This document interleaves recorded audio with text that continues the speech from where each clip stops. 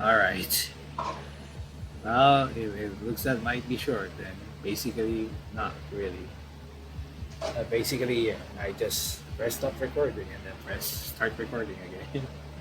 As I apologize, I can't record this. I can't export big ass pages, of course, and that will not only take time but also memory as well. Important to different vessels. She realized how different she is compared with others. In her eyes, she is like a hairy monster.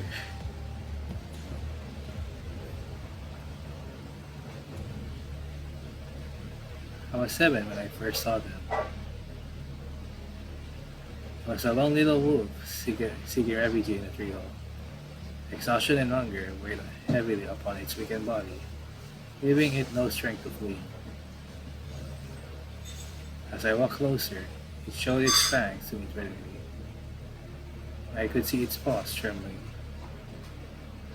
The elders warned us not to touch them, because their sense would be changed because of that. If it returns to its pack, it will be rejected by its family. Hiss, hiss, whine. 4 underscores. The sense of hearing is freed from the ringing noise first. The ears above starts to turn left and right by themselves, trying to chase the drifting sounds lingering around. Then it's the sense of smell that comes back alive. A rich herbal aura carried by the gentle breeze flows into the body through the air. The night dews, yet to be dried by the morning sunlight, cling to the leaves and grass, and impart a gentle coolness to the palms and feet. With an instinctual surge of power coursing through the muscles, the hands silent, their sharp claws effortlessly puncturing through the tender grass, delving deep into the moist soil. Something feels off, but as the eyes open, the gray pupils are immediately struck by the blinding light, which causes them to constrict uncontrollably. As the pupils become accustomed to brightness, the light gray figure finally gains a clear view of the world around. The little wolf rises to her feet, shaking off the clinging soil and lifts her lips from her fur. She takes a moment to observe the shelter where she had slumbered, and lifts her gaze toward the forest. Those entangling branches and stems appear even more majestic than before. As she sniffs the moist air, her nose detecting the array of familiar and serene smells, one scent in particular draws her attention. It comes from somewhere nearby. She'll track it down. A voice in her mind bumps her. Her pace quickens upon the thought. As she jogs over the twining fields and darts through the lush bushes, the scent grows thicker. Picking her head up from a bush taller than her, a captivating sight comes into view. A wolf pack peacefully resting in an open space ahead, their bodies nestled closely together.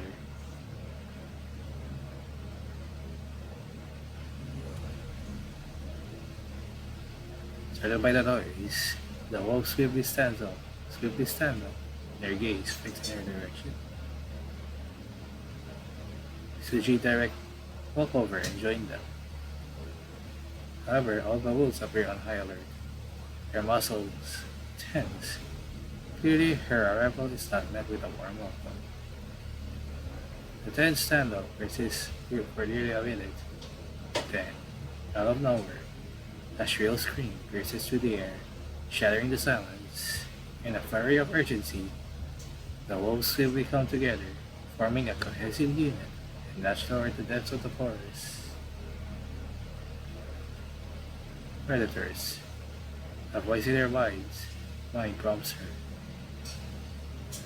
Run, but the little wolf is left perplexed by the pack's Pack's vigilant reaction to her presence. Doubt lingers as she ponders whether blindly following them would be the wisest choice. Time is running out. Driven by fear, her body instinctively takes charge, acting before her mind. Her legs carry her swiftly in the direction where the pack disappeared, her tail tightly clenched.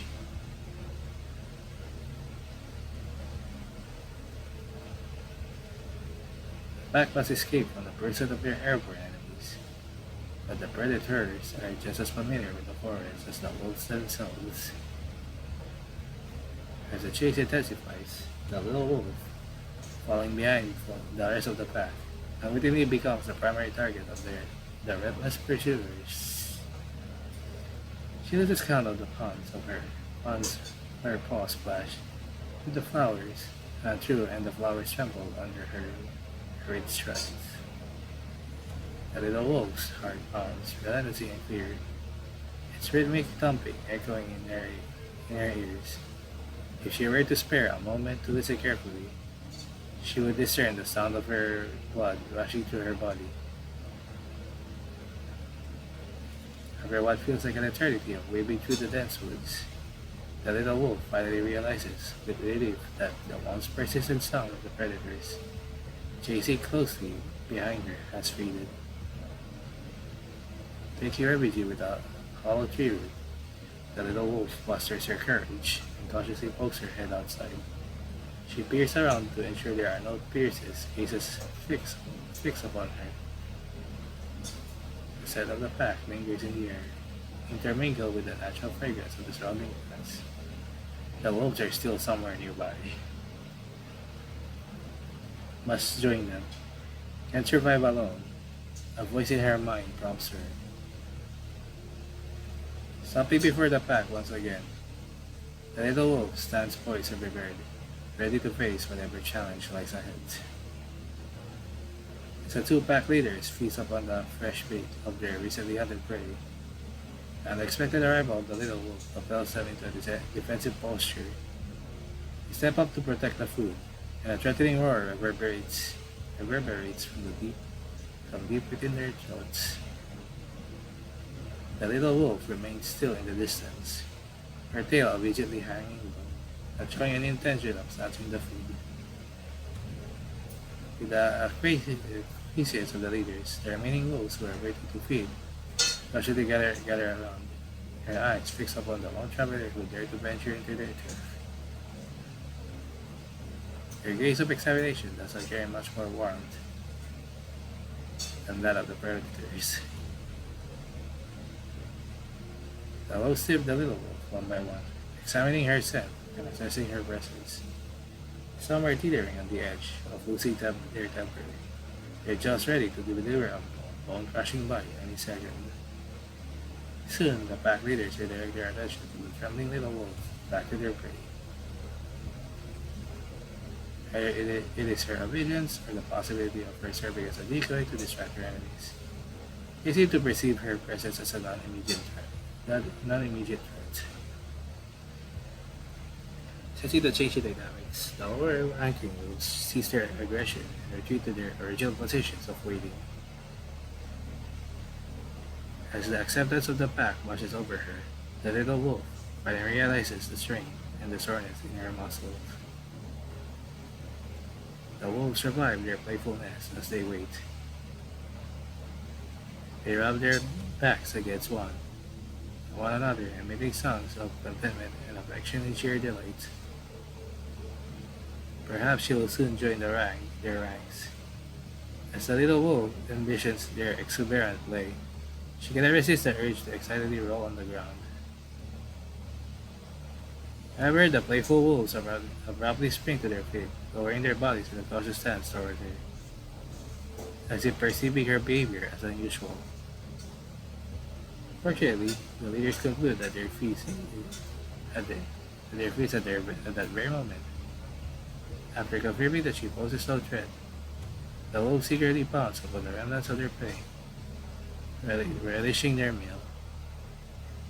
The little wolf swallows a mouthful of saliva, and she's known that it's not wise to join them now. or they would think she intends to challenge their pack hierarchy. Amidst the sound of flesh being torn apart, she curls up, seeking to keep her body warm and minimize energy consumption. Alright. For days, the wolves have weaved through the boundless forest, deftly evading formidable predators while relentlessly pursuing their prey. The pack had grown accustomed to the wolf's presence, no longer startled by her movements. However, the carefree playfulness she yearned for remains elusive in her imagination. She is only allowed to stay in the far behind, whether when the pack is moving or feeding. Even during the breaks for drinking water, she can only approach the water source once everyone else has had their turn. Is she a member of the pack? The answer is positive. But why? In a display of frustration, the little wolf lowers her snout into the pond, observing as bubbles surge upward, bursting upon the water surface. As the last bubble vanishes into the air. Okay. The water regains its pristine tranquility. She fixes her gaze upon her own reflection in the water. She realizes how different she is compared with others. In their eyes, she is like a hairy monster. The wolves carefree play, whether they rub their backs against each other in affection, will remain forever beyond their reach. Because all she has on her back is a row of ugly fur, standing upright in perpetual fear. If she can get rid of this fur, will she become closer with her fellow wolves? To try it, a voice in her mind tempts her. She carefully inspects her claws, their sharp nails radiating a cold gleam, akin to the menacing beaks of the predators. As the tip of her claws made contact with her soft and warm chest, a searing pain radiates from a specific point in her skin. Summoning every ounce of her resolve, she forcefully drags her front claw down across her chest. As her fur is torn apart, and her blood gushes out, an agonizing pain surges through her entire body. Instantly, the once white fur becomes saturated with a deep shade of crimson. She looked more like her purple red companions now. The little wolf shuts her eyes, retreating into the embrace of darkness, hoping to reduce her pain through this escape. There, she raises her claw once again. It hurts. It hurts so bad. The mechanical pain receptors pulsate with desperation. There is intense stimulation fiercely awakening the mind. Ah.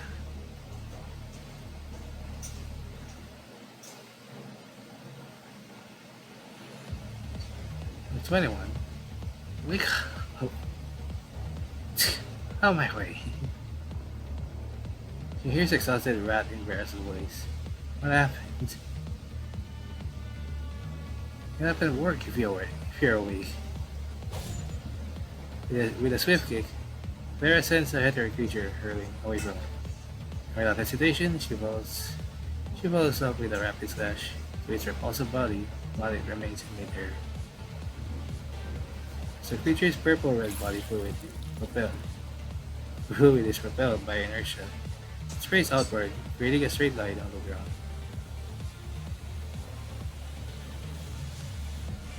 Right, enemies. Well, the villain fell into the water. Pull yourself together. A voice beyond saving. You have to find a way out as soon as possible. If you were still knocked out like that, I would have ditched you here already. I can still fight.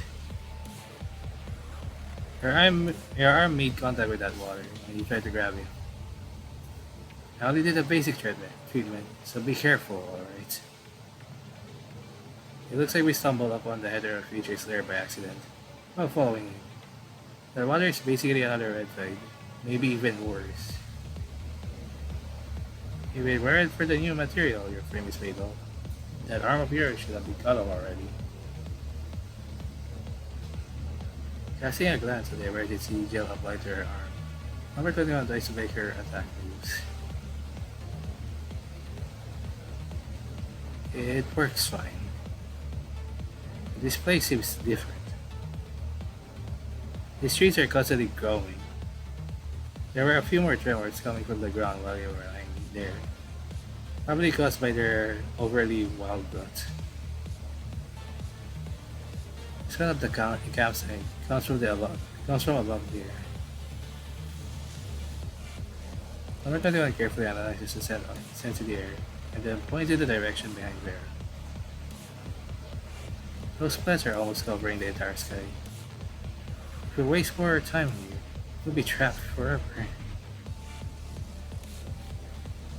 Number 21 also directs the gaze upward, only to be greeted by a sky fragmented into multiple pieces by interlacing branches, akin to a colossal net descending from the heavens. At the very top of her side, she spots a faint, indistinct dark dots of the nature of which she can discern.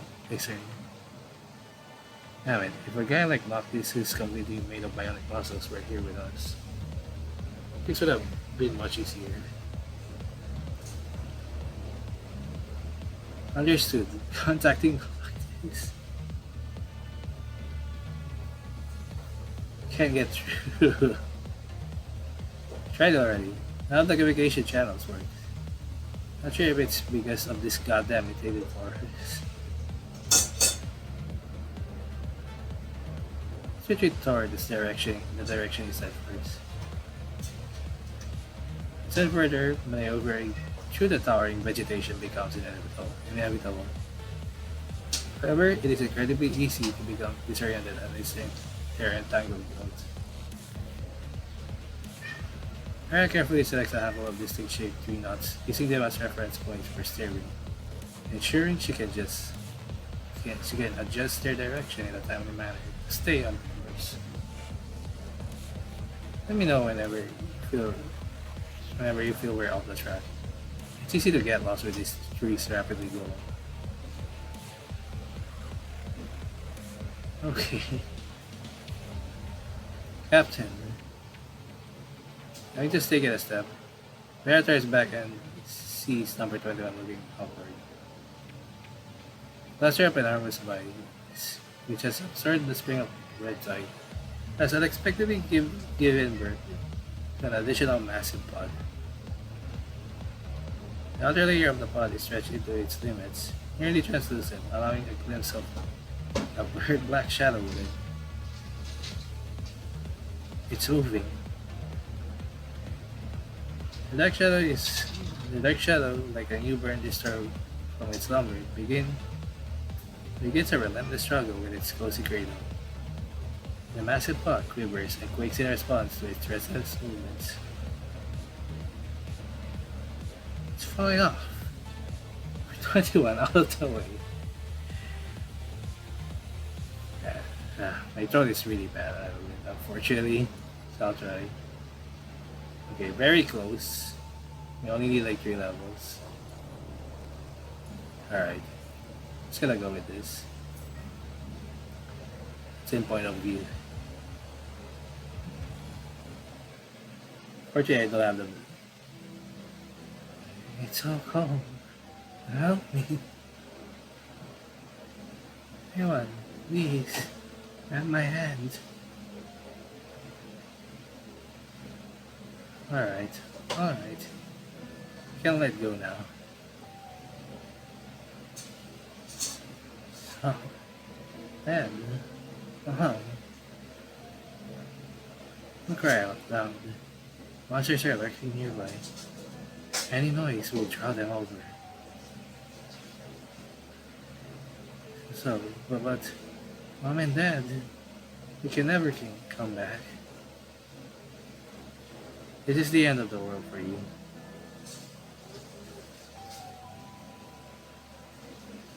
They lured the monsters away for you, and even left you food. You have to pull yourself together and make sure their sacrifice wasn't in vain. I don't want food. I want them back. Shh. The woman simply clasped her hand over Lillian's mouth, while simultaneously stomping on the expired food can that slipped from his grasp.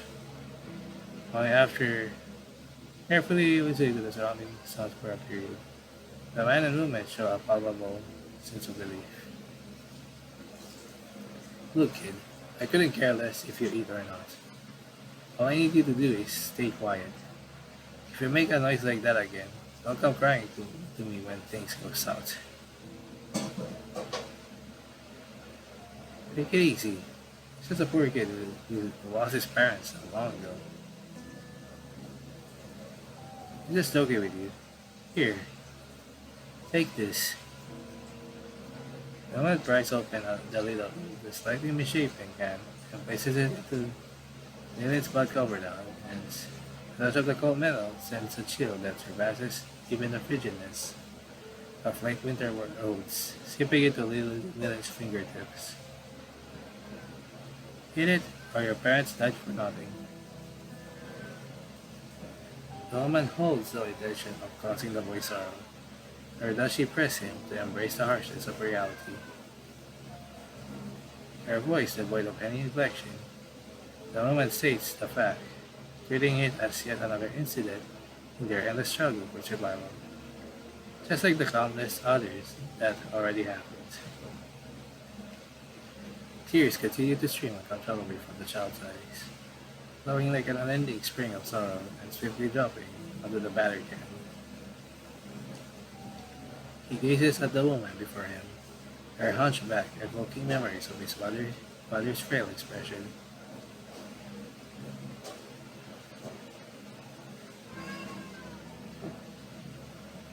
Lillian, listen to me. Mom, Dad, that's too tired to run. He just need a little break. You see, Lillian, you must hold that uncle's hand when you run, as tightly as you can. Don't let it go, alright? I gave him everything your dad and I have. He'll take you to somewhere safe first. But I want you to hold my hand. Oh, are you leaving me? Silly boy. You're the only reason I leave for. That's why I'm doing this. Having said that, the woman cloaked on her words and instinctively chose to withhold them, unwilling to subject her child to the cruel realities of the world. It's a deal then. Remember, you must hold his hand. Don't let it go, alright? We're hearing the answer, Lillian. The woman pushed him toward the leader of the survivor group with all the strength she had. While assuring her child's safety beside the man, the woman mustered a smile upon her pallid face. With her hand pressed against the wound on her stomach, she resolutely dashed toward another path. And then you must cough. Must run fast. Like this, but faster. Run! And deep within her chest, she unleashed a final scream of despair, piercing cry that cuts through Lillian's mind like a sharp bullet. He held that man's hand as tightly as he could, though that hand felt not as warm as his mother's, not as big as his father's. He still held it with all his strength, just as his mother told him.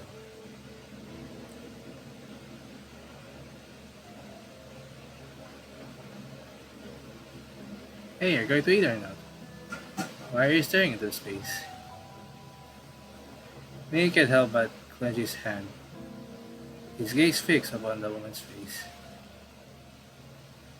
Suddenly he burst into action, scooping food from the can with his bare hand and shoving it into his mouth, as if he had been on the brink of starvation.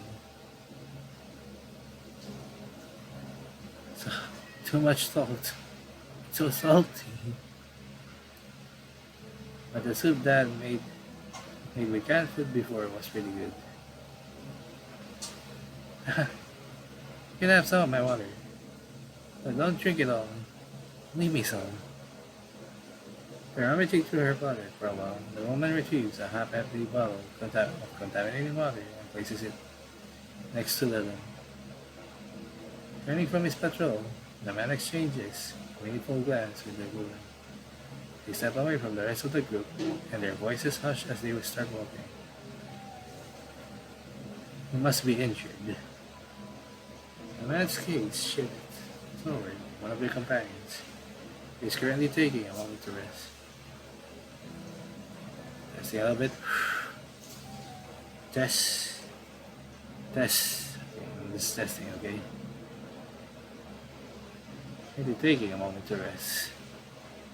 You sure? What are you gonna do? I saw him pour water on his left cup. You don't even have enough to drink. No chance in hell he'd waste it on cleaning himself.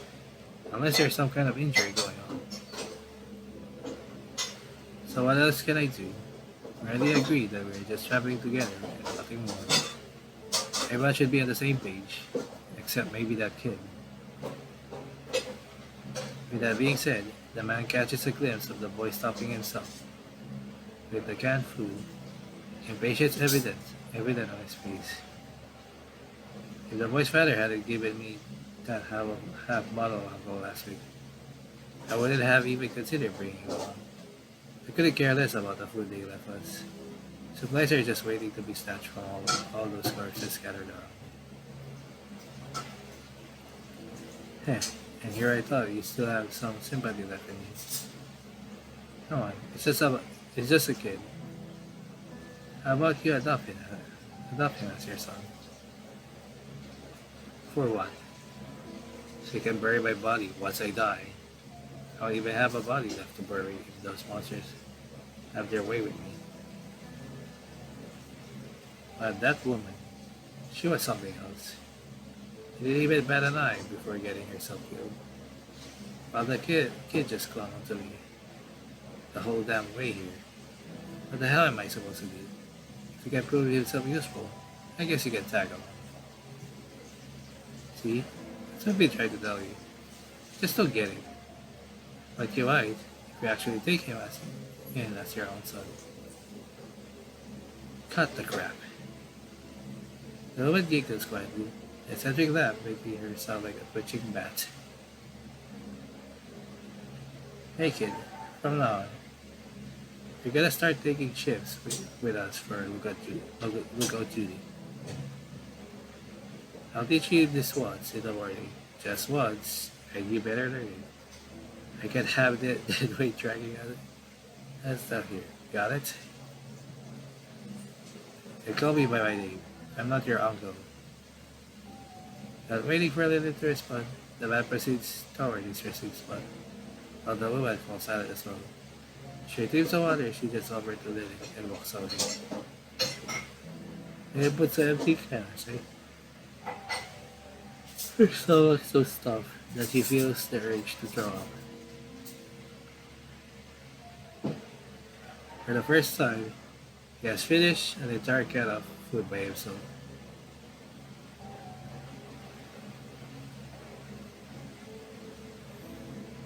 For the first time, he has fallen asleep alone without snuggling up to someone. Alright. With his eyes firmly closed, the boy prays that the food he recently ingested will quickly provide warmth to his body, guarding him from the freezing embrace of the winter night.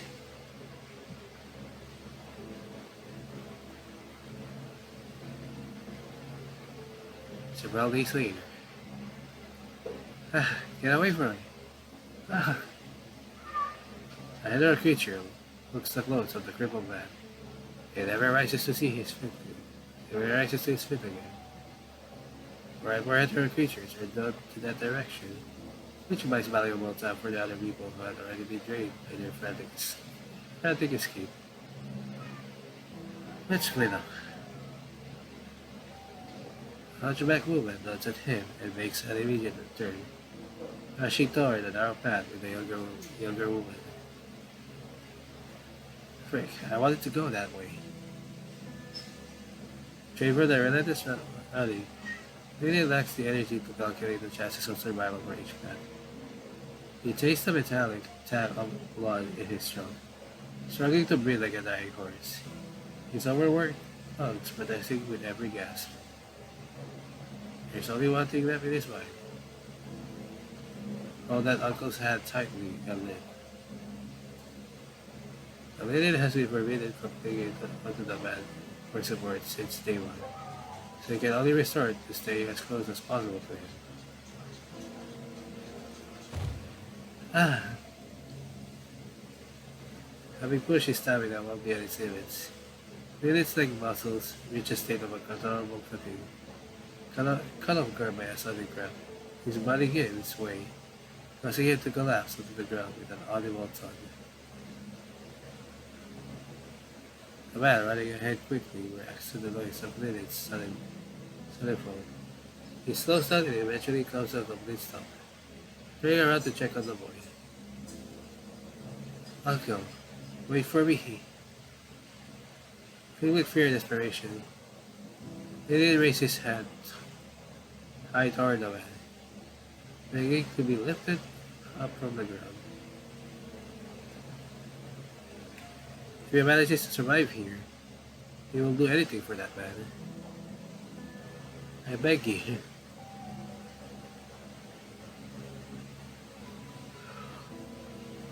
The man's gazes flickers toward approaching other creatures. Still at a distance, in that brief moment, hesitation flashes across his eyes. Then he swiftly retrieves a can of food from his waist back and forcefully kicks it toward the child. The metal can rolls out the ground, creating a piercing screech as it moves. Lilith struggled to rise, but the pain in his right leg hampers his efforts whenever he tries to pull away on it. It's likely that he sprained his jaw when he fell. Don't blame me, you're too useless. I've already done you a favor by keeping you around for this long. And that should be enough to repay whatever your old man did. I didn't even ask you for help in the first place. Movement screams from that arrow path before, joined the hetero creatures at the crossroad, and returned the direction. However, the couple are still approaching over suspiciously, as if having sensed their prey. Having seen that, the man quickly disappears from Lilith's view without any hesitation. Wait for me. Lily can't even feel his own tears as he cries out. He raises his hand high, his fingers trembling in despair, trying to grab anything. If there is any, that could save his life. Roar. Hearing that unique uncanny noise made by hetero creatures from behind, Lilith freezes in his position, holding his breath in fright and waiting for the sign of the dead god to descend. That's probably how they got out and dead. It must hurt a lot. Anticipating the pain from being knocked to death sends a chill down his spine. There's no one who comes to save me. There's no one I can grab. In fear and coldness, he gradually loses senses of his own body.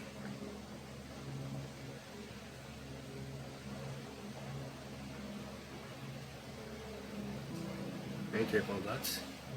It's so hot. Man, I make the fire burn so much.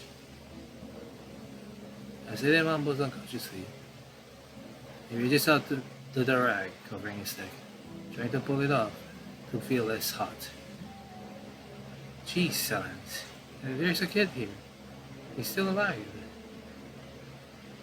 His body's cold. He's dying. Easy. Let me take a look. Darn it. It's hypothermia. Put some blankets over.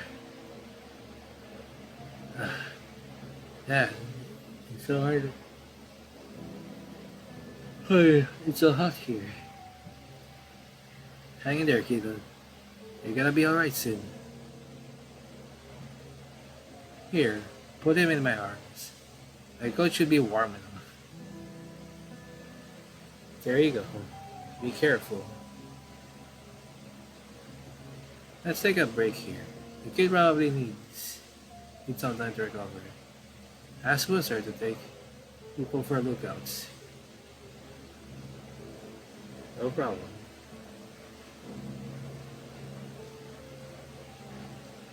As well on his head, we should say. It is spraying. My goodness. We gotta be gentle. Let's not move that way. Can rub his other foot to keep him warm. Huh? But I'm not really a fan of foot touching. Fine. Let's switch up. You rub his hands, alright? Spicy and hot. As his nerves are awakened once again, pain starts to rampage in his body.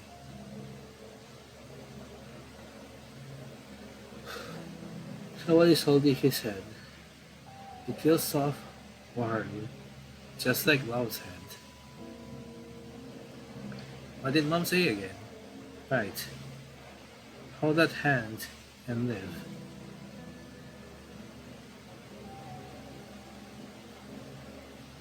He's warming up. Hey, he's clenching my hand. Alright, keep your voice down. Mom. I'm not old enough to be a mom yet.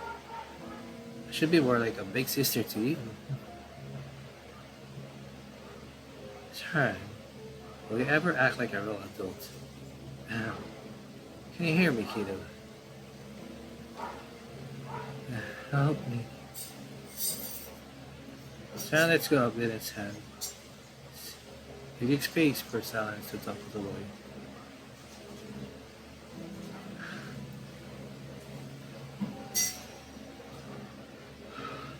You can see the disappearance of those warm hands.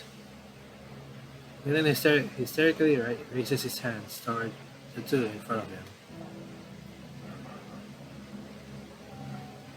As if drowning in the water of despair once again. It's okay. You're safe now. Silence immediately holds his chapped little hand, indulging those frail nails that scratch some lines on the back of his hand. Go. Go. Don't leave me alone. Uncle, stop. I'll do it. I'll do whatever you say. You can handle the lookout work. You can practice. I practice it every day.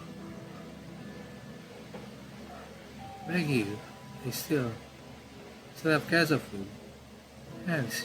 Here. I'll eat a little. I won't be hungry.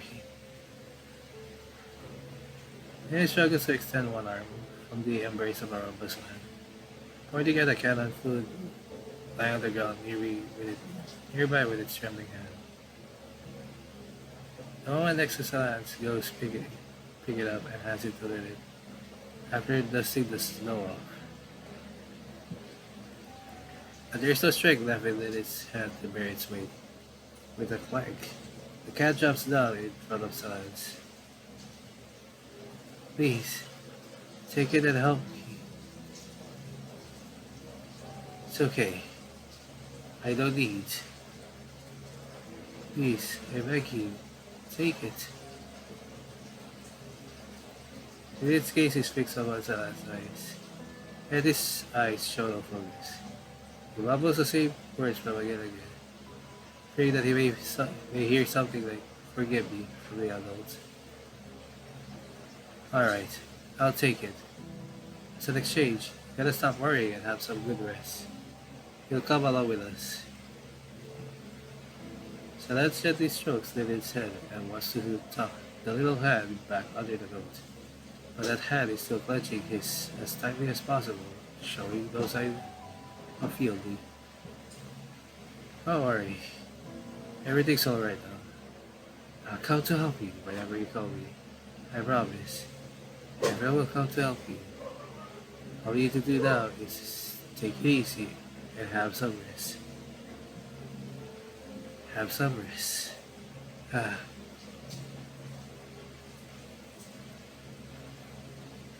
Is it? Yeah. Remember, everyone was good to me. Yeah, this is a long one. Can't even start yet. So I must prove my value. I'll stay with you forever. I don't want to be alone anymore.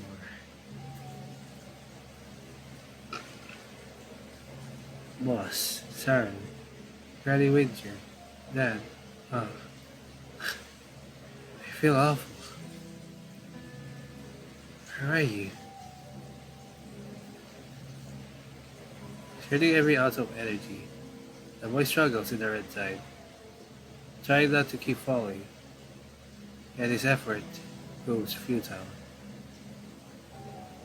He opens his mouth in an attempt to call everyone's name, but the time moves faster than his voice, gushing into his mouth and corroding his voice inside out.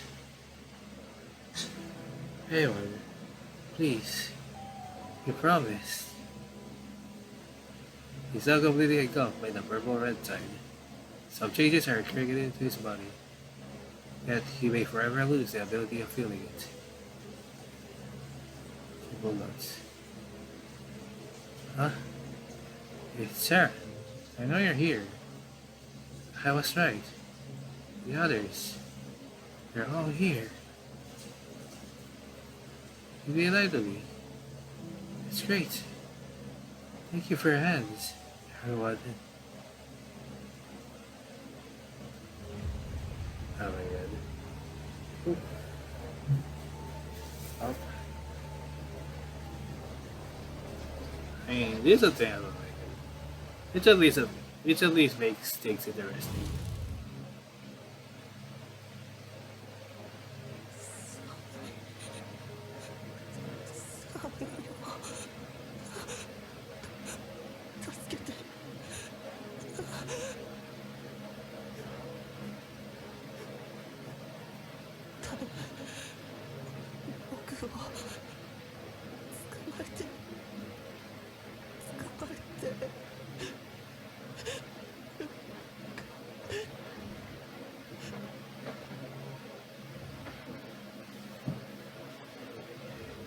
Are those yellow orbs?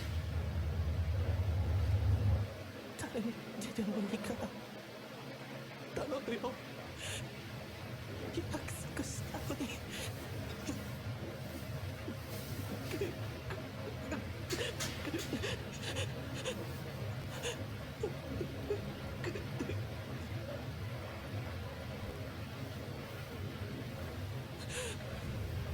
あれサランネさんみんなもやっぱり見間違いじゃないみんなここにいたんだ It's the same part.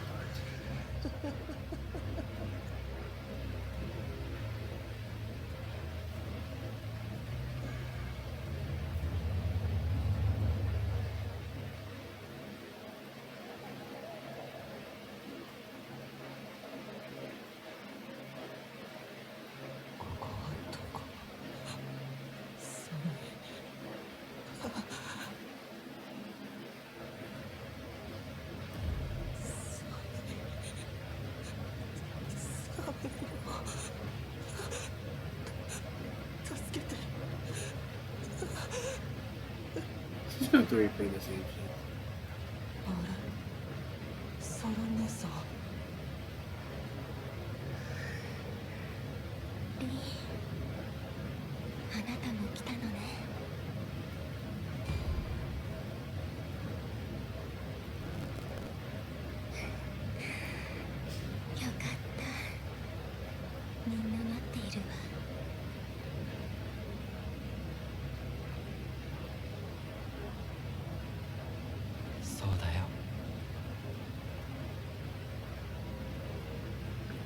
そうだよ。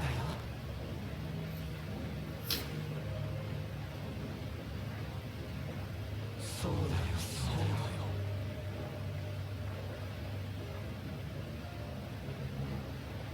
そうだよ、そうだよ。そうだ。早く戻らなきゃ。僕たちを呼んでいる That was the deadline timing again.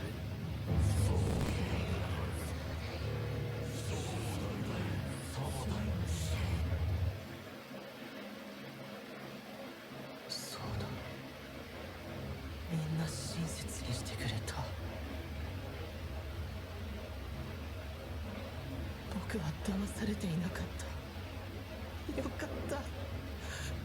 みんなの手、よかった。僕はみんなとずっと一緒に。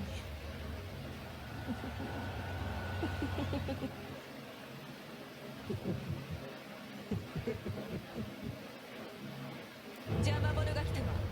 やるしかない。21号。了解。あなたは援助のギザバス今夜なら助けてあげる。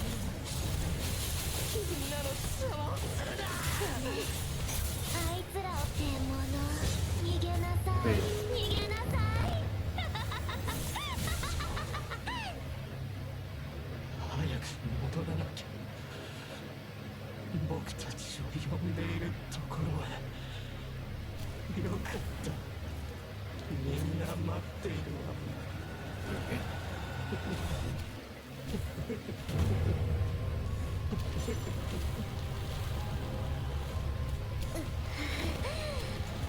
落ち着いて。爪。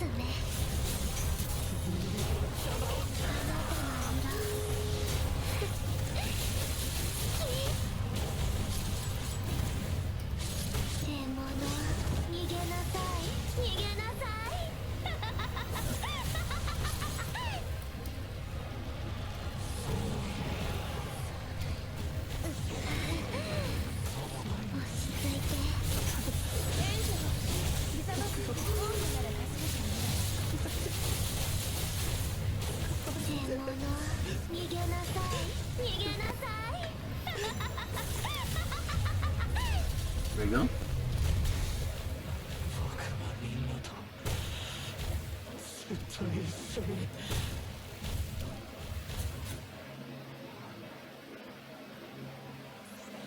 That's an interesting backstory. Yes.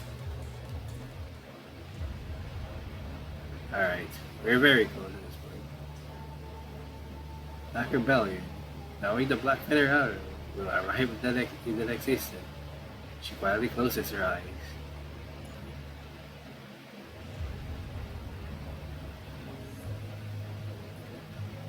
No. Number 21 seizes the opportunity when the enemy's joint is immobilized by Vera's blade. With her claw blade spread wide, she unleashes a fierce slash, tearing apart the purple-green hands with ruthless precision. The monster emits human-like bubbles as chunks of flesh, varying in size, fall from its body, akin to a freshly sliced, open stomach. Within 10 seconds, the purple-green chunks of flesh quickly dry up, resembling the spoiled meat left for days. Soon, all that remains is a mere skin, devoid of any substance of life. Melted into the soil. Anyways, we don't have time for that right now. Number 21, are you hurt? Number 21 takes a quick sniff of her body and shakes her head in confirmation. Captain, hand. Number 21 words bring Vera's attention to a crack on the right arm of her frame, from which vital fluid is slowly seeping out. Ah. That thing's tail got me. No, I dodged it. As if it were nothing more than an everyday triviality. Vera casually wipes the seeping vital fluid of her arm with her other palm. and retrieves an already open gel spray. With just 2 sprays, the spray nozzle abruptly ceases to dispense any more contents, as if it has uttered its final words. Mary gives the bottle a shake to confirm its emptiness, and then puts it back into her bag. Number 21. Do we need to adjust our direction? Whew. The smell of the campsite is weaker, but the direction is the same. Let's move. Stepping over a tree root that stretches across their path, Mara signals number 21 to continue advancing along their planned course. Just as number 21 begins to lift her leg, piercing ringing noise cuts through the air, assaulting her ears and penetrating the depths of her mind. Number 21 collapses onto the roots before her, rendered oblivious to any pain. Her sensations are abruptly taken away, consumed by a glaring white light. Deprived of the ability to respond to Vera's call, number 21 helplessly falls into a dazed state. But, yeah, this one is very unfortunately. Again, that's unfortunate. That's what to expect of this, unfortunately. Until like later, but it was better at least in story. So I guess some people will like can't stand like the long shit. Smell of blood. It seems that someone was injured just now. Who was it? Feeling of wetness comes from the paws. Are we back to this? A little Wolf's eye flutter open, only to be greeted by a sensation of numbness on the side of her stomach. Lowering her head, she finds a gaping wound where her fur has been torn away. Her paws, stained with blood, fragments of her flesh, serves as a great reminder of the injury she sustained. The moment when she comes back to her senses, an excruciating pain devours her. She holds it back with all her strength and inspects her reflection in the water.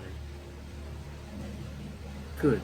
The first surrounding the wound is now dyed in a vivid crimson hue, and so are her paws. Does that mean she and her companions look more alike now? The little wolf stumbles toward the wolf pack, proudly displaying her dyed fur to other wolves. Her companions grimly huddle together in rest, swiftly rise and emit threatening growls, guarding the little wolf in response to her bloody presence. It's the new color of her fur not taken off. The little wolf comes to a halt and raises her paw once again. The wolves, as if faced with formidable adversaries, swiftly pivot and dash toward a more concealed area with denser vegetation. Before the little wolf can react, an ominous shadow swiftly darts past the little wolf's head, accompanied by a piercing cry emanating from the sky.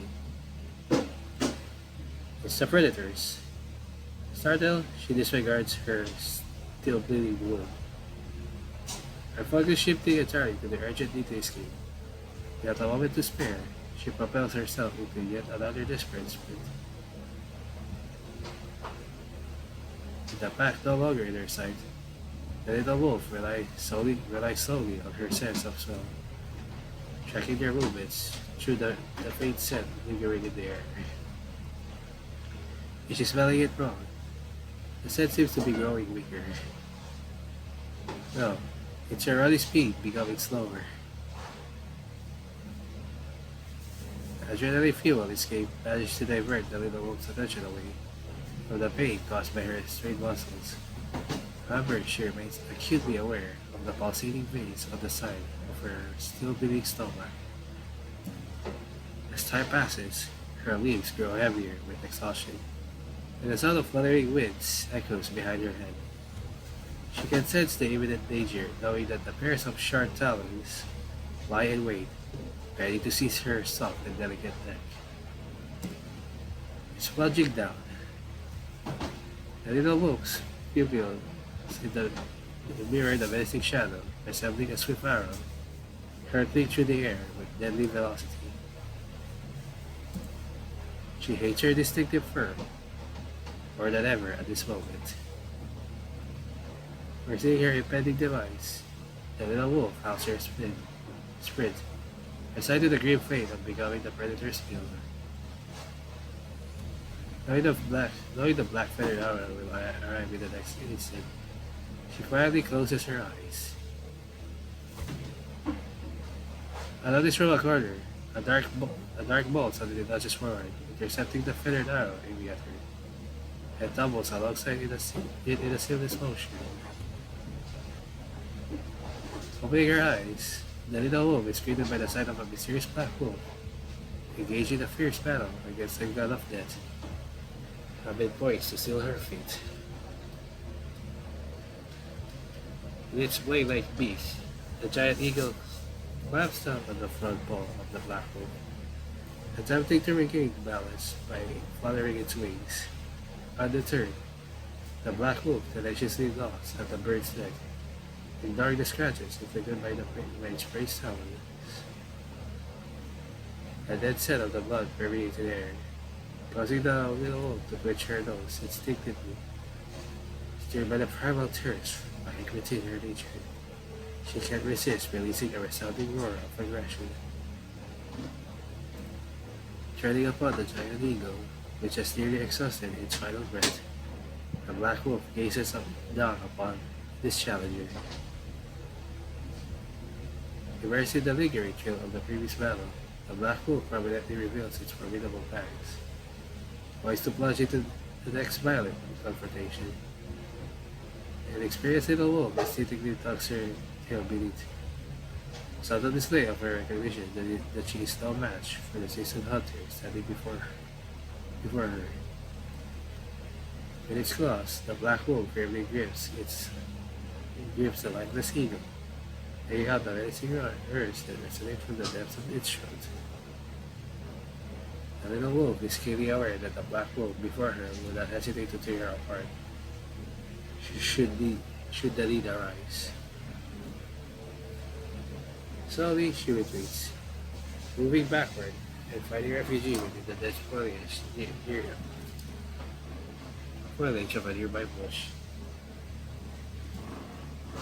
With its gaze still fixed in the direction she departed, the black wolf eagerly begins to gnaw at the flesh of the giant bird. Cannot eat it. It was born to hunt wolves. A voice in her mind tells her. She concurs as her only instinctual thought. In the presence of those airborne, her predators has always been to flee and seek safety. Then, what with the black god of death who is devouring the flesh of a predator? Is it a path of madness that a wolf, expelled by its pack, and still driven by a desire for survival, is destined to tread upon?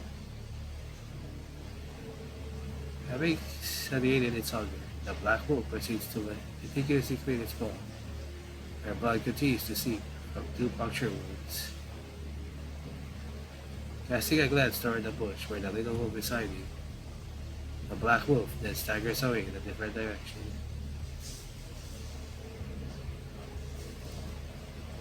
As the black wolf departs, the tension gradually subsides. The little wolf cautiously emerges from the bush, ensuring that the scent of wolf blood has significantly diminished.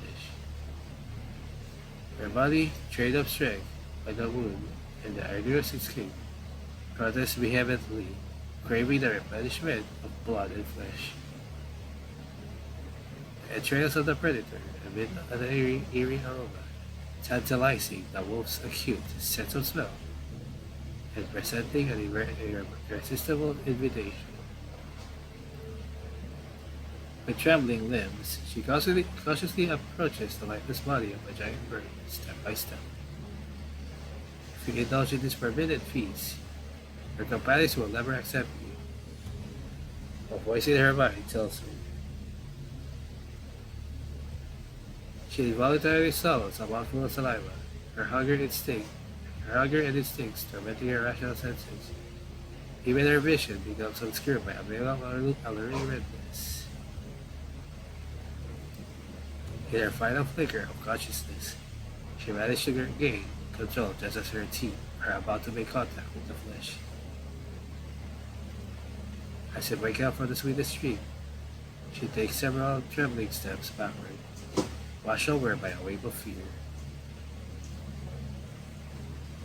Instinctively, she tucks her tail lightly and summons every ounce of strength within her to flee from the scene. She doesn't halt her escape until a peculiar aroma is completely absent from her senses. Instead, that she realized she has strayed far from the clothes of her companions. Frustrated, the little wolf triggers anxiously, meticulously sniffing her surroundings, only to arrive at an unfortunate realization. She has lost the trail of her companions. What should she do? Run around, hoping to luckily run into them in this boundless forest. This is interesting because it's kind of themed to even the unfortunately very short-lived character into this boundless forest. She has never passed the same place here in this forest of a size beyond measurement. She is alone again, just like when she first woke up. Having thought about that, the little wolf lets out a sorrowful whine. The more pressing matter now is how to survive by herself before fighting the pack. Without companions by her side for cover and support, whether in the pursuit of prey or during moments of rest, the little wolf can easily lose her prey or be detected by predators. Wolves are pack animals. This is etched within their nature. Every fiber of her being loves prey, or she would have never sacrificed her fur to win acceptance of the pack. As the little wolf contemplates, a somewhat unsettling idea takes shape in her mind. What if she follows that fierce, loud black wolf for now?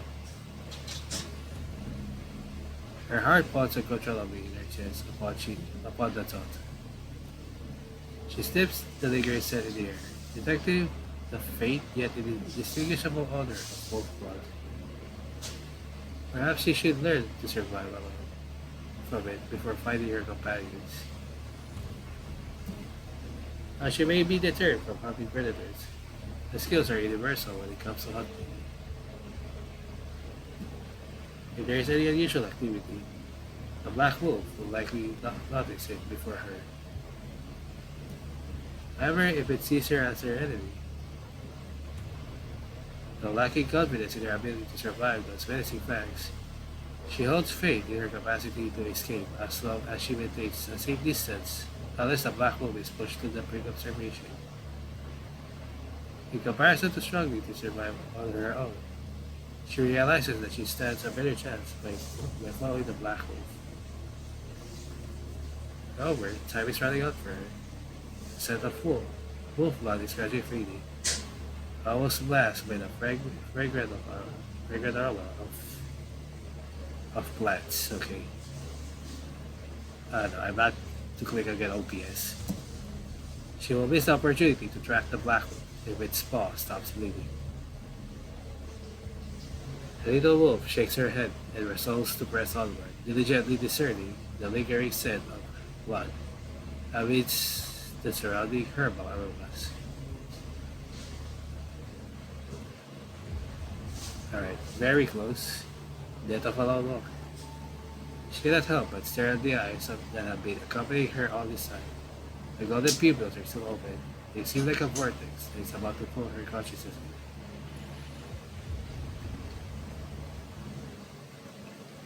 For days, the little wolf has been observing the lone wolf from a safe distance.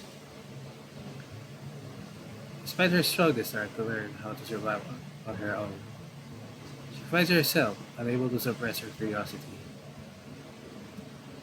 Can a lone wolf really last on its own?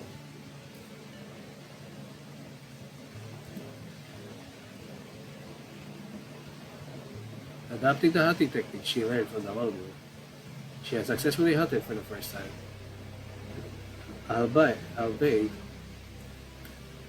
Albeit capturing a mere vole that even managed to bite her paw during the encounter. Learning from the long move, she now knows to keep her ears open, sleep only lightly, and to conceal her traces when predators soar overhead. She unilaterally sees the black nose wolf as a temporary instructor of sorts, even empathizing with it as it fights right side against its prey. Hidden within the bush, its foliage reaching higher than the fur of other ears. The little wolf ponders whether they can be regarded as companions of a peculiar kind. Though she has not yet found an answer, she remains steadfast in her resolve to choose the path if the option presents itself. Suddenly, she hears the lone wolf erupting into a sprint, accompanied by the cacophony of countless wings fluttering high above. Rather than immediately following the wolf, she lowers her body and conceals herself within the swaying grass. If she were to emerge from the grass at this moment, she would be undoubtedly be spotted. The giant eagle soars in the direction where the lone wolf fled, seemingly having a clear target in their sights. Nervousness grips the little wolf as she realizes that the lone wolf stands no chance against such a formidable number of enemies. But she is certain that the predators will not notice her, instead of the lone wolf seems to have already drifted far away. While still maintaining a cautious distance, the little wolf can't help but pray for the black wolf's safe escape. After a short while, she senses that something is amiss. That familiar scent of blood once again wafts into her nostrils, steadily growing stronger. The little wolf navigates through the tree holes and dense bushes, carefully controlling her movements as she draws closer to the source of the scent. Finally, before a curtain of grass, a veil of density, she comes to a halt and peeks out in the most discreet way.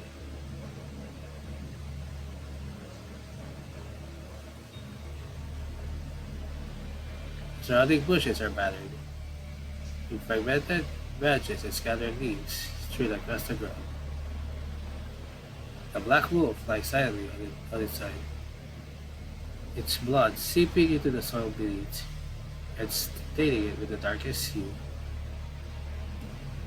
Its two paws are absent, replaced by exposed broken bones and the remnants of torn fur. Its scarred back has vanished entirely. Only gray-white ribs jutting out from within its body to be seen instead. The predator gripped the wolf's body with a deadly ferocity. Their hold as firm as when the wolf quenched the lifeless giant eagle. Without a shred of concern, they tear into its entrails and greedily devour its flesh. During the frenzied feast, the still steaming blood spatters everywhere, with some droplets even landing on the grass where the little wolf hides. The little wolf claws instinctively dig into the soil, her delicate paws encountering the unyielding touch of rocks, serving as a reminder for her to remain completely silent. She cannot help but stare at the eyes that have been accompanying her all this time. The golden pupils are still open. They seem like a vortex that is about to pull her consciousness in. This is the ending of that a lone wolf cannot defy. A voice in her mind tells her. This time, the voice seems to emanate from the very skull of the lone wolf. Its eyes lock with those of the little wolf, not allowing her to take her eyes off. Look at it. Have you thought about why it failed? The little wolf resists in her position, interrogated by the dead wolf in her bite. She dares not shift her gaze away. Have you thought about why it could defeat the wolf eater? The wolf eater, a giant eagle chasing after her. Because it had great fighting skills? No, because that wolf eater deviated from its collective too. It staked all on one bet, choosing to monopolize your flesh and blood. So its death was predestined. Its death possibility was raised much higher without the collective. Part of you has been accepted by a collective. In that case, you may deserve a fortuitous invitation. Will you join? Join the collective? How about now? As the dead wolf's pupil twitched rapidly, as if before the little wolf's eyes transitions back to the moment she first encountered the wolf pack. It was in your mind.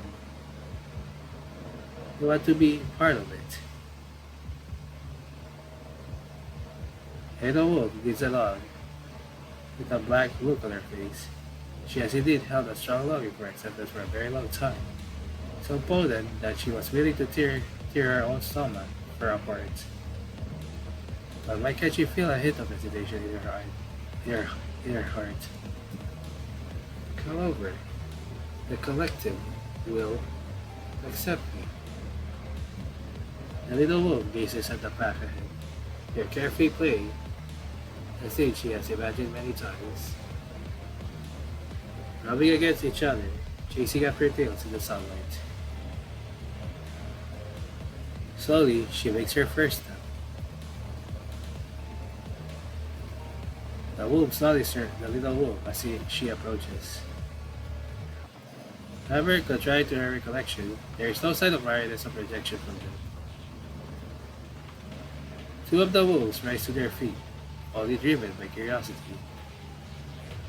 Joy washes over her, and she senses the warm rush of blood flowing through her limbs. Then the little wolf resumes her walk, taking the second and third steps toward the wolf pack. However, a pain etched deep within her bones starts to manifest itself as she moves closer. She can feel something is changing in her body, as if a shake steadying its skin. The little wolf recollects the pain she endured when she tore away her own fur. Yes, it feels the same this time, yet amplified to such an extent that it engulfs her entire being. Fret not, the collective will accept you. Will she finally have the same scent as her companions? Yes. Alright. Finally, the thing she always longs for. Scent. The scent of companions. The scent of humans.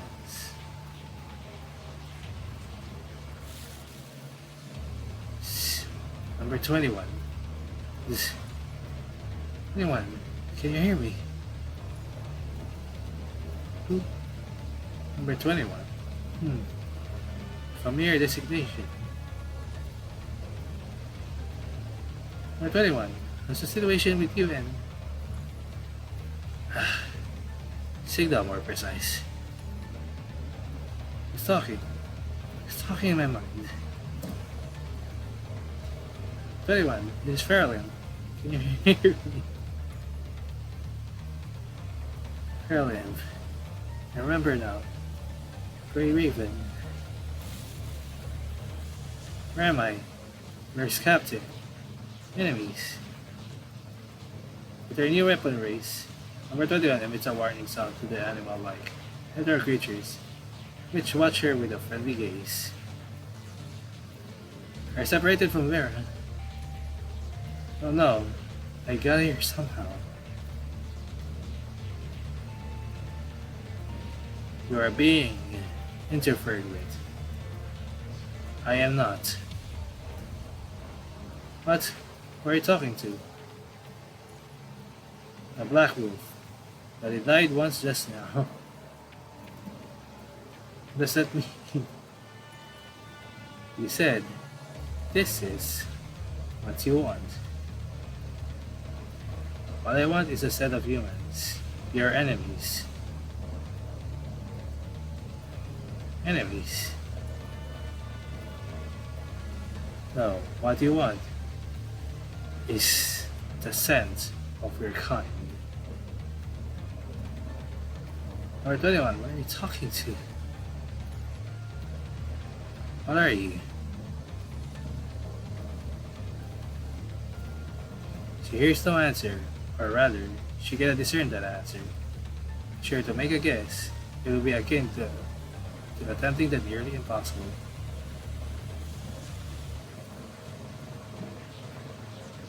Or 21? What you want is true companions. Right. Captain? No, you are not her. A yell of rage comes from deep within her throat as her body is gradually filled with anger. Say something to me. We'll connect with you in any situation. We'll accept your entire being. Become a collective like that. Every individual will sacrifice themselves for the will of the collective as they wanted. Become one with your kind as you wanted. No, not Snore or Buddy. Become one with your kind. No more thinking about what you are. I have witnessed the death of a lone being. Alright. That's a lot of dots there. Fragmented illusions shift and transform before number 21 eyes, morphing the black wolf into Vera, into Noctis, and then into the number 20 etched in her memory. Finally, it twists, taking the form of number 21 herself. May you lonely demise end. Your end. Make your choice. You can come over and bring them over. Number 21 remains unresponsive. The fluctuations in her mind mirroring the rhythm of a heartbeat, pulsating within her frame. After a brief pause, she musters the strength to call out the name she believes she may depend on. Feral End. I'm here. It's just that what I want is not a set of humans, but of my own kind. Actually, it's right. Number 21 wants to have the same scent as everyone. And everyone you meet. Captain, Noctis, Frelin, and those who are afraid of me and want me to be discarded. All of you are humans, So if I have the scent of humans, personally, I think it's something very difficult to achieve. Even humans are not all the same. There's no way to guarantee that someone will always be your kind. Even your teammates won't, except for yourself. Only you yourself are always your kind. The question posed by number 21 is quite complex. If you had enough time, you will likely delve into a dozen gossipy books and conduct thorough research before having this discussion with her. Purely rational analysis alone is insufficient to navigate the present circumstances. Our only hope is that number 21 resists the tempting rhetoric of the enemy and refrains from granting them an opportunity to manipulate her. Sorry, a little struggle there. Number 21, I'm waiting for you to come back. Give me some more time. I'm going back to Captain. She speaks with a resolute yet unemotional tone, her head held high. What you say is true, Farrell. It's fine. I can learn from humans.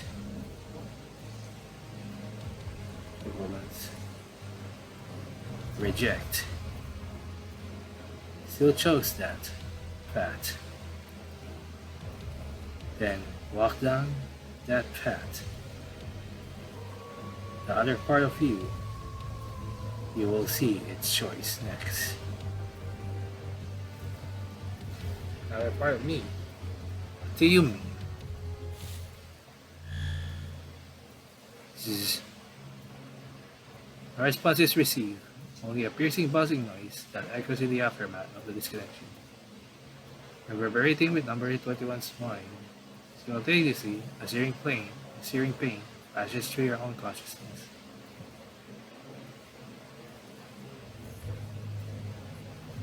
Manat, your nose is bleeding. Take this first. It will make you feel better. As you open your eyes, you find Liv standing before you, already holding the medicine. Your hand trembles as you take the pills, and simply toss them into your mouth, swallowing them all at once. You shake your head, decline the water that Liv offers as you feel the urge to have your senses and nerves stimulated by the bitterness of the medicine. It's connected again. It is too unstable.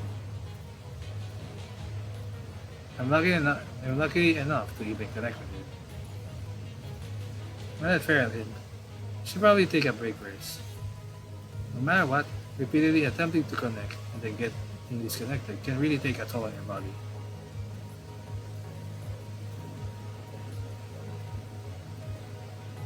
It's okay, I'm experiencing that. Huh? Alright. Has anyone lost it? Where's Vera? How's she not doing anything about it? It might be at the top spot right now. And we should go help them. Let's get ready. So Gobliar Forest rapidly expanded. Noctis was helping the people from the conservation area by removing internal creatures that had accidentally wandered too close. For safety evacuating everyone during the earthquake, he has anxiously waiting for further instructions ever since. When briefing him with the latest information, a rare seriousness settles upon his face. He damages through his tactical bag and proceeds to load handfuls of compressed rounds from the ammo box. Let's blow that wooden lump to pieces and dig those two out, eh? You got yourself the right person for the job. Commandant, there's an aircraft coming our way, and judging from the insignia, it should be the Purifying Force. The Purifying Force? Is there any tracking mission nearby? No idea, let's go talk to them first. I think Vera mentioned this earlier. The folks are probably here for an errand. They bring the supplies Vera asked from higher ups. the higher ups. Commandant, shall we ask them for their help? They came from the southwest, and if they're heading north, they can't avoid that area. Direct contact could be risky, so it might be an option to move them for them to move with us. Moreover, they might be carrying more advanced communication devices, which would provide a safer means to contact Babylonia or Cerberus. You're right. He gives you a nod before exiting the tent. Prepare to discuss with the approaching Purifying Force members regarding the next course of action. Through the gap of the race tent flap, radiant golden sunlight streams inside. You peer out from the corner and behold a vast forest bathed in the warm light of the setting sun.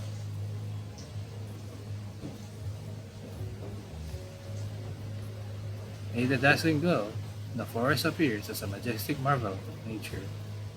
However, it is not a craft of natural forces, but rather the tireless worker ants that seek to gnaw at the destiny of mankind.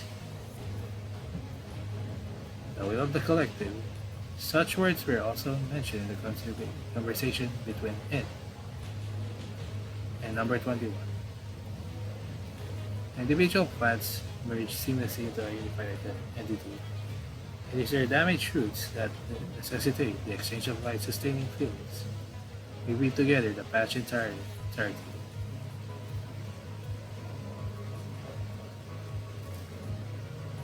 Creating a collective is a means of survival, yet the distinctive boundaries of each individual serves as a fundamental cause for the longevity of diverse beings, species, and even the entire world.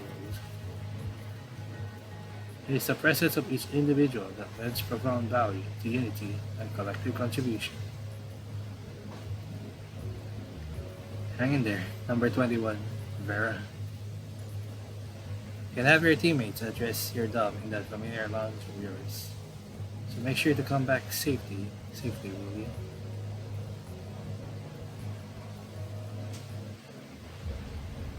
Alright. Now about Long Wolf's border. Alright. Thankfully there's this now, and I think it will be existing until I beat boss.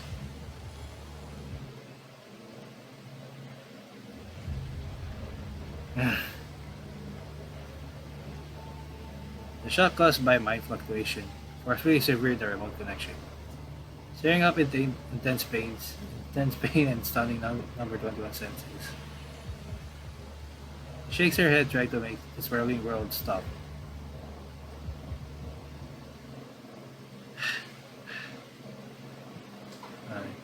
Captain. Whereas gas pulled her slightly back to reality. And immediately afterward, a strong smell of vital fluid invades her recently regained sense of smell. Yo, number 21. Vera smiles at her casually, like a morning greeting.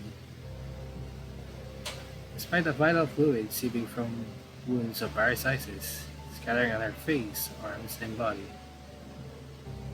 Countless bodies of hetero wolves surround Vera and number 21. Some battered, some with indiscernible parts, and others already wizened. The only intact spot is where number 21 collapsed. Her blade, Vera fends off the purple Red Sea wolves, her vital fluids spattering across its coastline during the fierce engagement. Some drops even land onto number 21's body. Fighting restlessly till now, the construct known as the Red-Headed Deck shows number 21 a smile with ferocity lingering from the battle.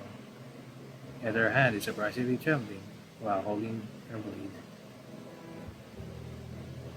Captain.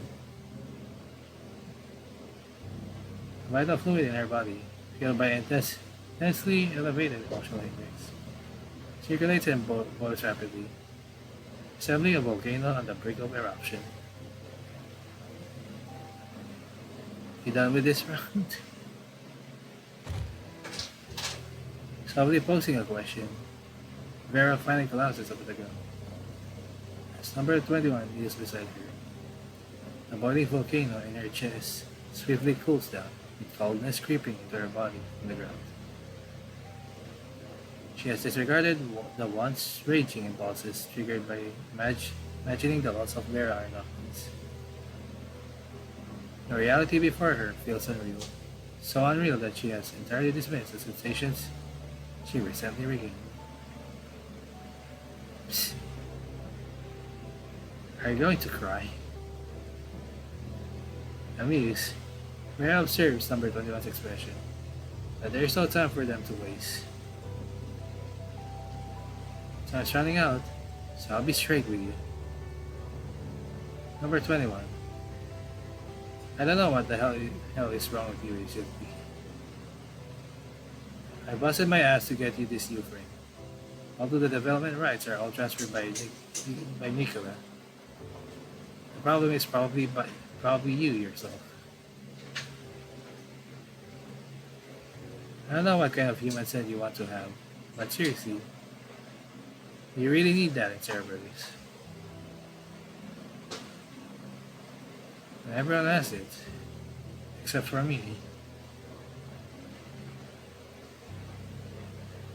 They and I are not the same kind.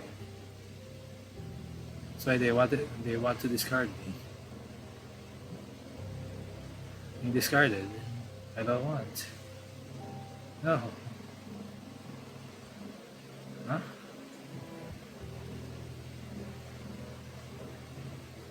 Were they? You mean you're going to die if someone asks you so? I want to die.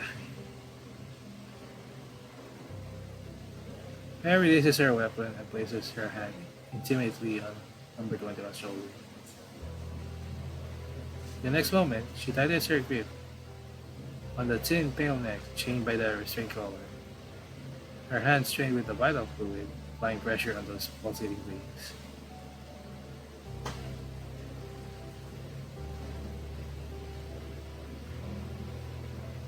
I can't believe you're allowing yourself to get this stupid. It's time to step up and take responsibility for yourself, number 21. Quit living in this fantasy of wanting to be everyone else and passing the buck on to others. You must stay together because this is their way to utilize each other.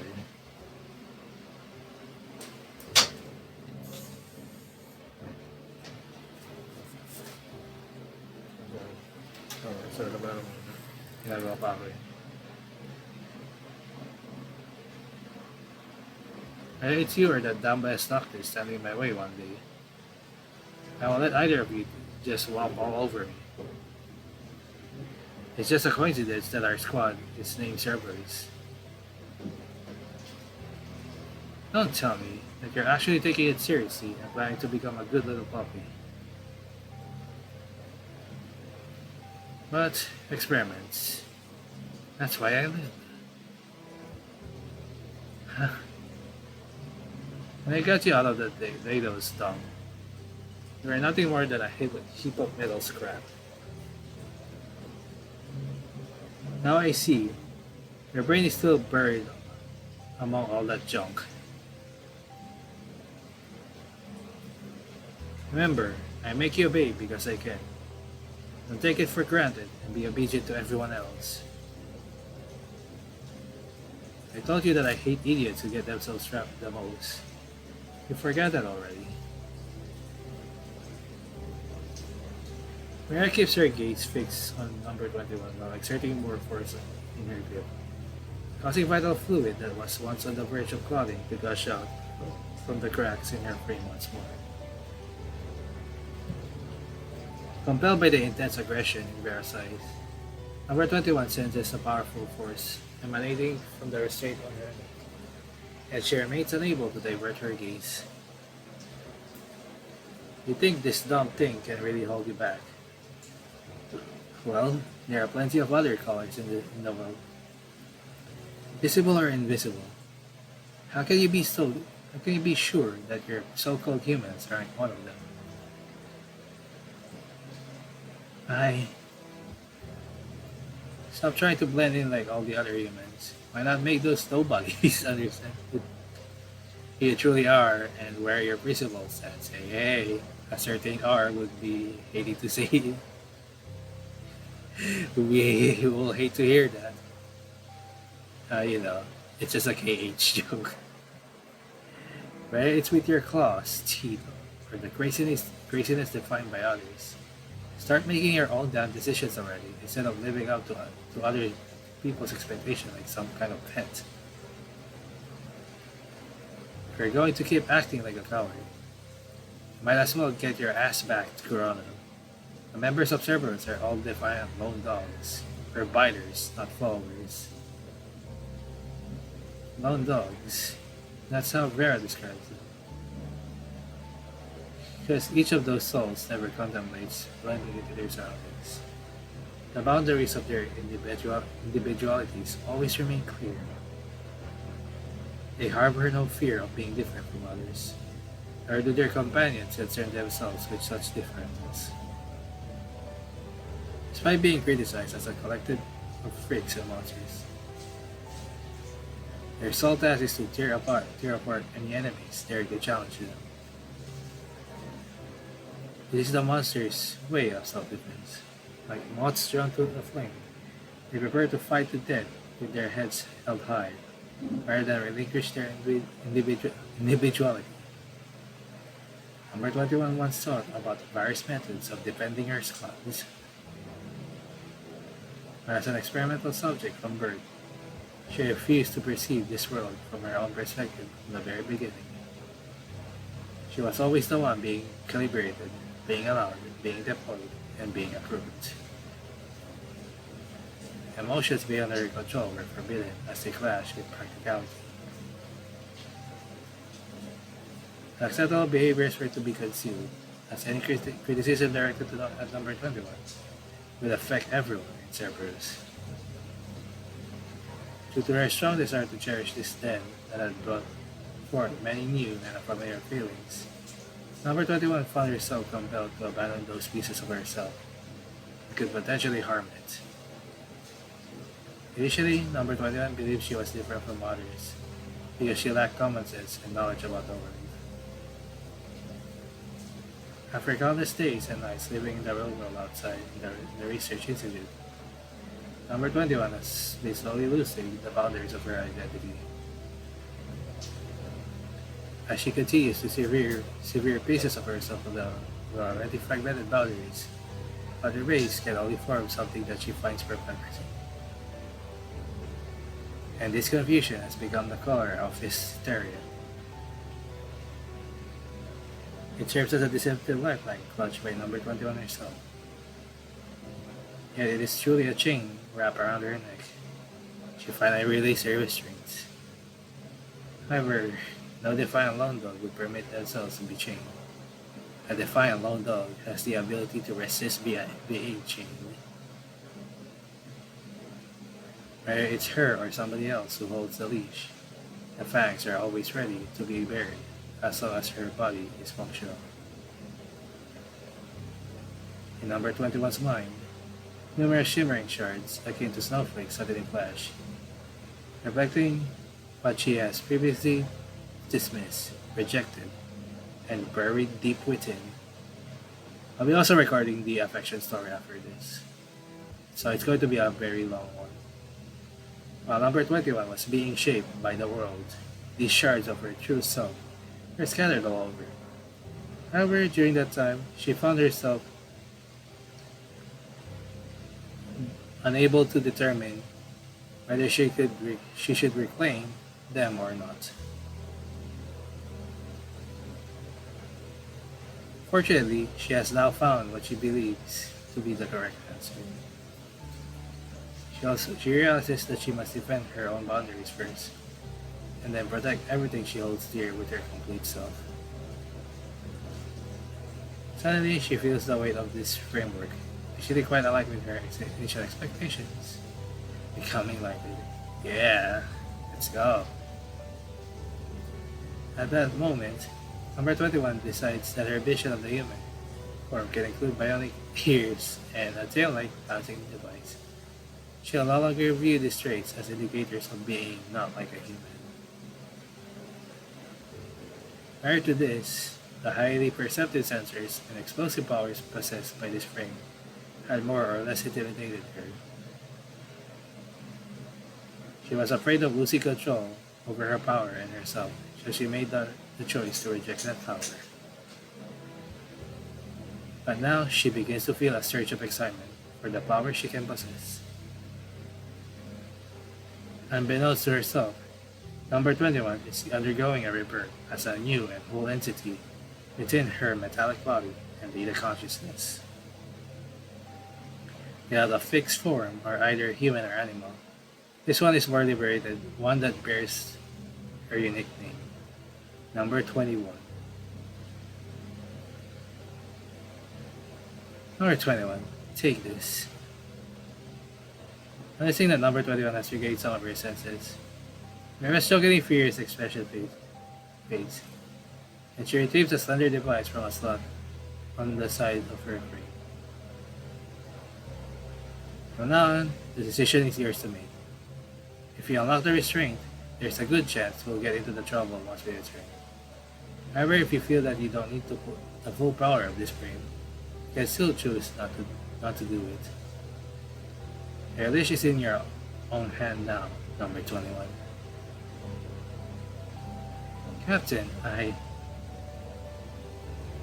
keep your mouth shut. I'm not kicking the bucket just yet, but I can't promise how long I'll stay awake. Let's just hope I don't pass out outright before we make our escape. Keep an eye out for the buds once those nasty creatures start melting away and seeping into the soil. A new ground of ethereal creatures will be born from those buds soon after that. We can't last long against that number of enemies. We must push forward as fast as we can. No, that's the timer. That's the light. I like the blue light.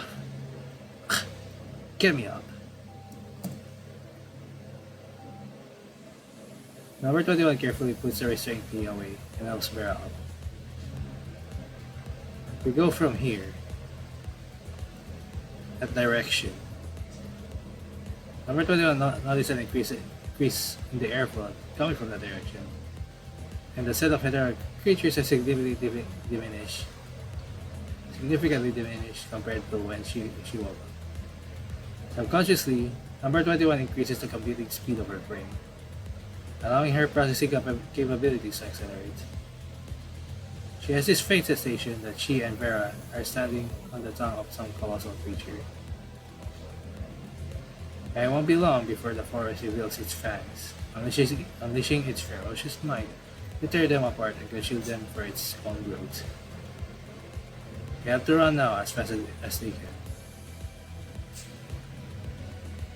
Number 21 lifts Vera's arm clumsily, attempting to share some of her weight, but her movement inadvertently causes Vera to gasp in pain and grip number 21's shoulder tightly. I have it out west, Cerberus. I can walk by myself.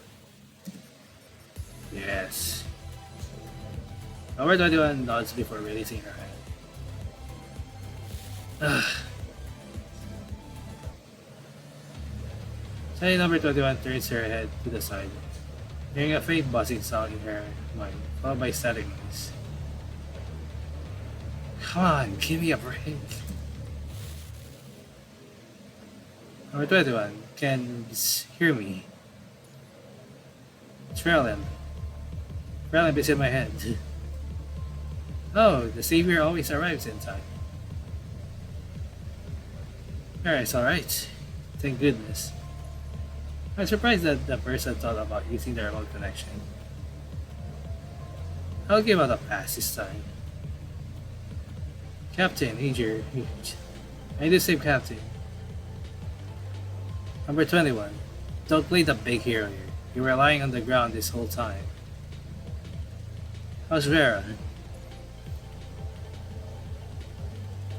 Captain needs... Captain, how many do you need from Captain? Hazard seems to fall beyond the confines of number 21 solid, so she chooses to directly ask the wounded herself. Aslok is to bring the 3 emergency kits from the medical box for simple treatment. Nothing more can be done now. Number 21. Tell them the direction to the meeting point first. Vera lifts her head to the gauge of the angle setting sun and provides some general instruction based on the retreat number 21 pointed out. Got it. We're leaving to meet you right now. The connection signal might become unstable during the travel. I'll cut it off for now to reduce your computing power consumption. Okay. Ground disconnected. So the signal will be unstable. The smell has changed. It might be coming. Let's move. Captain, you stay at the front. If the direction changes, I'll tell you. I'll be in charge of the here. Jeez, look how reliable you are right now. In your job, well, and let me have some rest. After all, I did the work of 2 while you were lying on the ground. Got it, I understand. As the sun sets, your shadows lengthen, only to be abruptly fragmented by the branches of the surrounding trees. Vera glances at the swaying, agile, fragmented shadow of the grass, belonging to number 21, who stands with her back to Vera, vigilantly observing the surroundings behind them. A smile graces Vera's face as she leads the 2 of them, walking toward the sun that is slowly descending. Alright, here we go. Hope no bugs happen like the last one. I would suck ass. Like, I wasn't able to do it. Like, I just let Vera fucking kill me.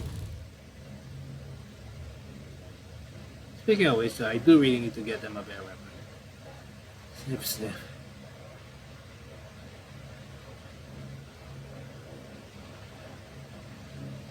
Another wave of hetero creatures. Yeah, I can feel them. The smell keeps changing.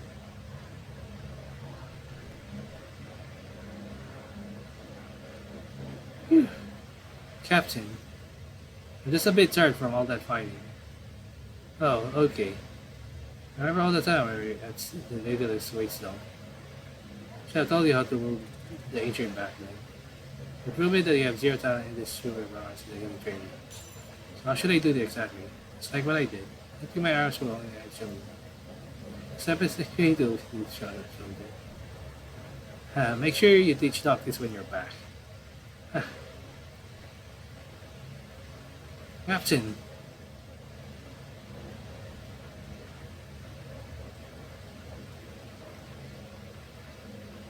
Pathetic.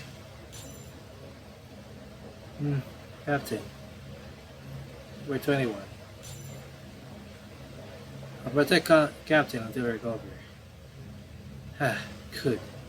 It might be some time. I have to turn off some free modules to bonus. We're earning a lot of things here. Well, here's the Glyphneers. そうねあいつらあなたはここへ逃げるのそうねあいつらを切り裂く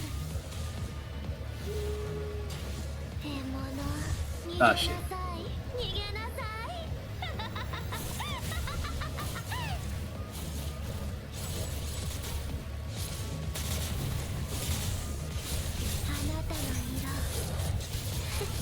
Like having deadline time is so fucking. そうねあいつらを切り裂く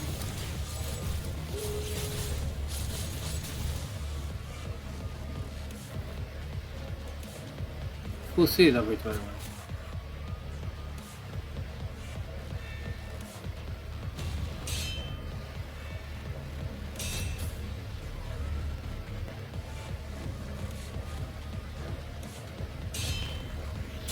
Nice.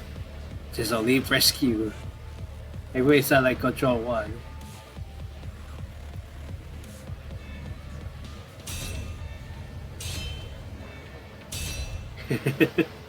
He's just still standing there, just like slashing. As a slashing animation, and then boom.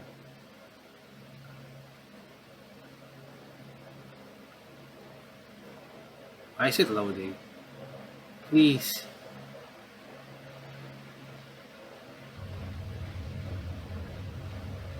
Where's your gun? Wait for me. Promise I'll take you out.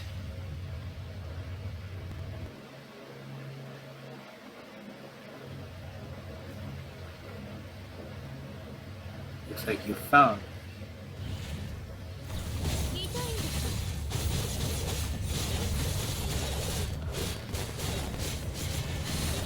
地獄に連れてってほしいの？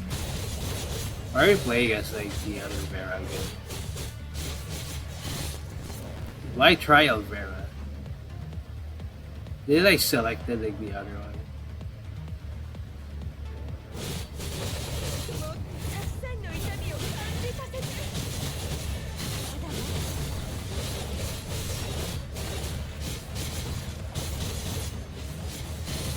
誰がだっていいって言ったの？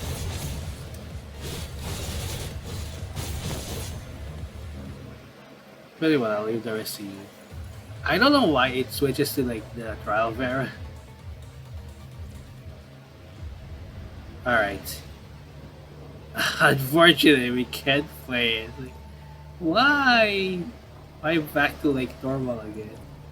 You know I cannot beat this fucking shit. I have to fucking fight with the trial one. Okay, this is gonna suck so bad. We lost though. Okay. Through the relentless person of hetero creatures, the ally part of Vera's leg becomes severe, pushing her mobility to its absolute limit. So yeah, this is not gonna be fun. As several purple bees mouths loom dangerously close, number 21 acts swiftly, leaping high into the air. In a powerful strike, she cleaves giant tree at its waist, effectively blocking the direct path of the impending threat. Behind the severe trunk, the hetero creatures scratch practically an obstacle that stands between them and their intended prey. As more and more hetero creatures join in the turmoil, the once sturdy wooden barrier, as resilient as rock, begins to exhibit unseasonable vibrations. Number 21 knows that it's only a matter of time before the hetero creatures reach the barrier. However, the more immediate concern is ensuring that they escape the forest before Vera falls unconscious, and the exits become completely sealed off by the encroaching plants. With a lightning speed, the claw blades retract, and number 21 swiftly positions Vera's arm over her shoulder, doing her best to share the weight and support her. Vera has ceased speaking unnecessary words, but number 21 continues to periodically address her, regardless of what Vera may or may not utter. They could have just added, like, you know, unseen way, like unseen POV, like, why not for this? Captain. Yeah. Left. At the end of the path, they encounter a horizontal growing tree. Number 21 assists Vera in squeezing through the narrow ground, while she herself passes through as well. Number 21 promptly severes the giant branch, blocking the path and buying them additional time for their retreat. As number 21 cuts through the top steps consecutively, her wrist trembles slightly under the strain. However, she recognizes that her own discomfort is significant compared to the hardships Vera has endured. Navigating through the narrow path, they are greeted by an open view. The rushing wind and gentle sunlight sneak in through the gaps the intricate web of entangled plants. Their white and red hair intertwines, blending together into a complex hue. Captain, Light, we're there soon. Okay. Number 21's pupil contract violently, assembling those of an animal as she meticulously calculates the optimal spot to step onto the stairs leading to their escape. She can't afford any mistake given Vera's dark condition. If the hetero creatures manage to breach the barriers and reach them, Number 21 forces her imagination to subside, redirecting her full attention toward observing the staircase formed by the interwoven plants. But instead of a staircase, it's more like a bunch of plants interconnected by twisted vines running through them. So okay, back to light again, by the way. I still hate that we're back to Trial 21 again. Come on, let me play my character. The bunch plant at the far end appears to have completed a blossoming cycle. Be very careful, leaving behind only a platform and calyx. On the edge of the plant structure, there is a massive bud that seems in a state of partial withering, with an organ left that resembles a petal or veins of a leaf. Utilizing the support provided by the leaf veins, it can make it to the top of the tree web, and has not fully closed yet. Recognizing the potential dangers that they may face while navigating the vines, including the calyxes, Number 21 decides to hide Vera in the nearby tall grass to ensure her safety. And they fall from the vines. As Number 21 gazes downward, she is met with the sight of a treasure swamp of thorns at the bottom of the forest. Dare to land there, it will be exceedingly difficult, if not impossible, to climb back up in their current position, for the relentless forest consumes them. She formulates a rough plan and calculates the time. It will take her less than 2 minutes to scout the path ahead. Captain, stay here. Wait for me. Well, that's... Number 21 feels a sudden urge of pain in her mind, as if deliberately chose this moment to play a prank on her. However, accompanying the pain is a familiar yet somewhat strange sensation stirring within her, and she has no time to think about it. The white-haired girl swiftly draws out her sharp claw blades, like a wild beast. She dashes toward the setting sun ahead. Captain, hang in there. You can save me soon.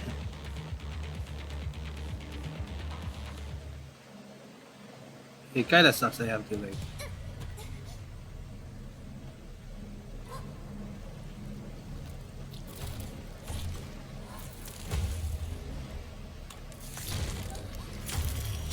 This sucks. We're going to play as her. I said before, we might die a lot.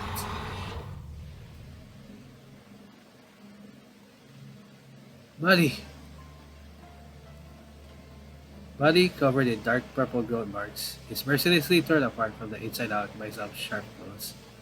The unruly newborn emerges, carelessly shaking off the remnants of its former host, and stretching its long suppressed body.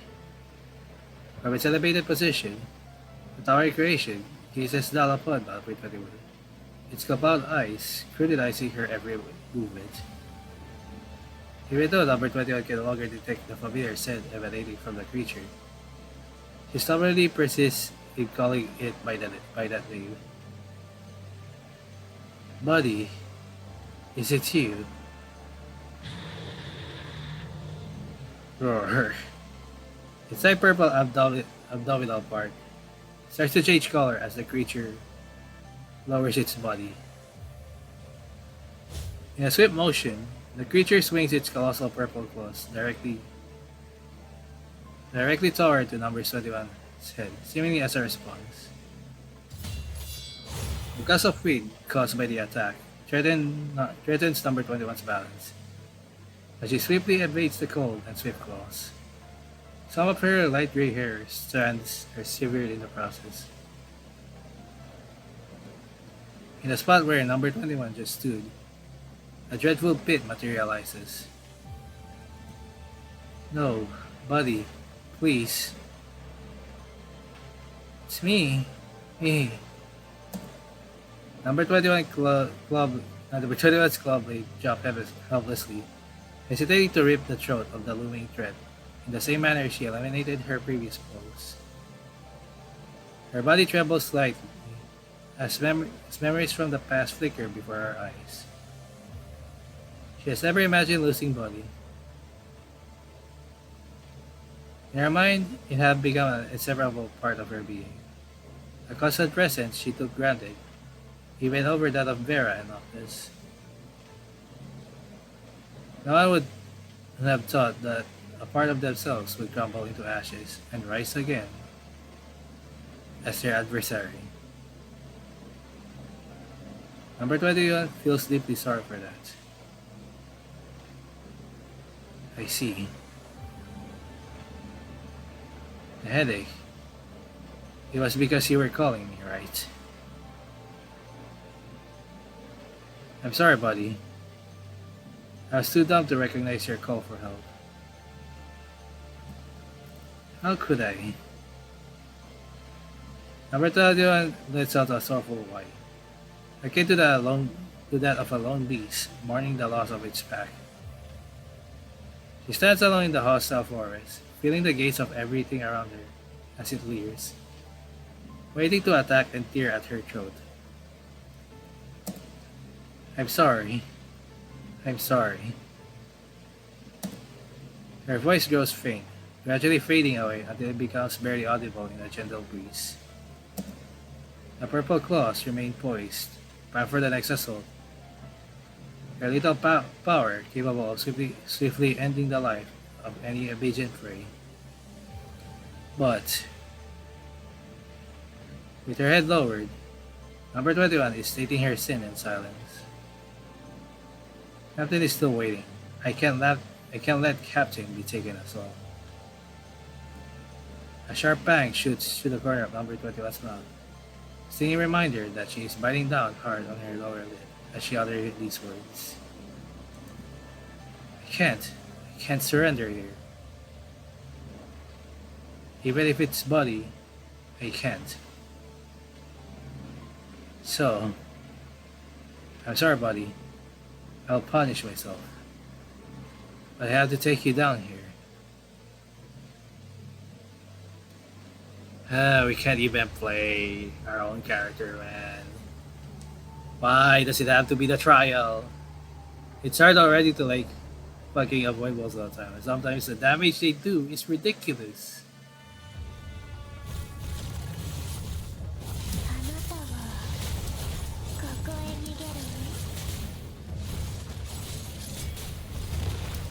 そうねあいつらを切り裂く Oh, come on.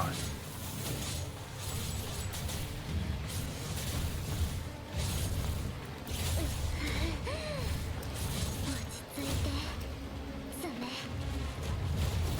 そうねあいつらを切り裂く獲物逃げなさい逃げなさい 落ち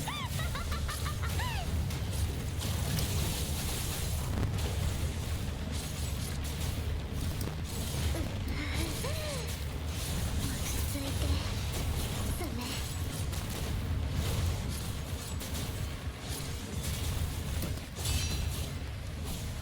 そうねあいつらを獲物逃げなさい逃げなさい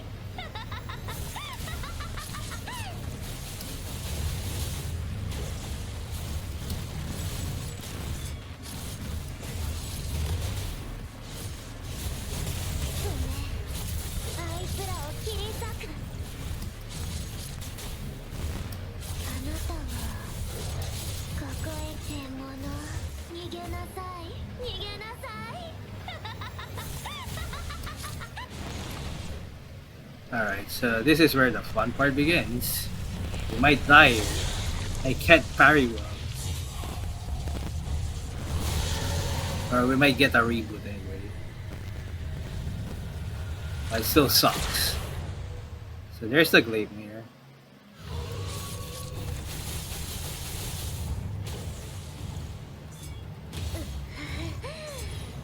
落ち着いてスメ。あなたはここへ逃げるあなたの色。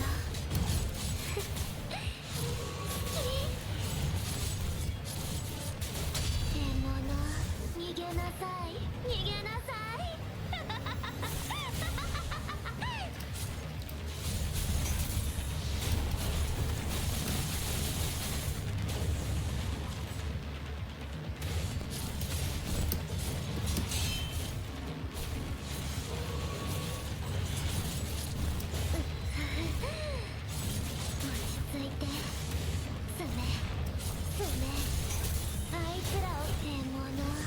Alright.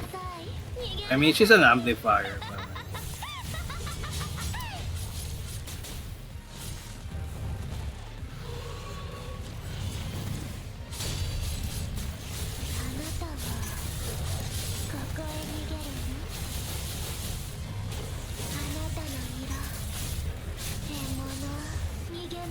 Alright, we may be able to do it.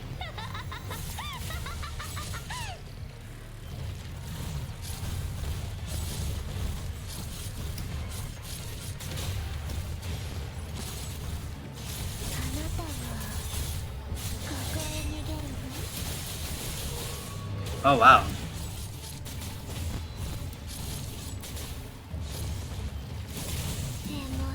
Oh wow, we'll be able to defeat without deaths. Bye. Oh god. No deaths, zero deaths because she's everywhere.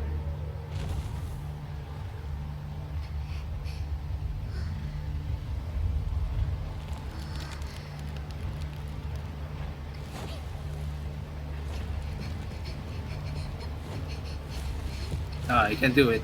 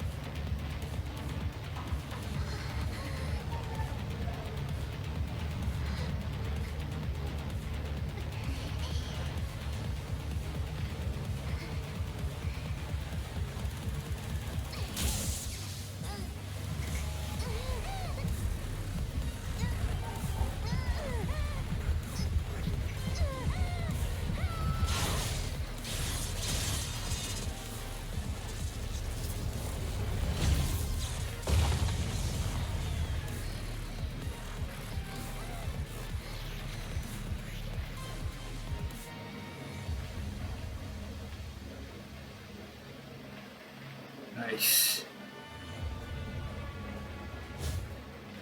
That was a pretty good, it's very improvement.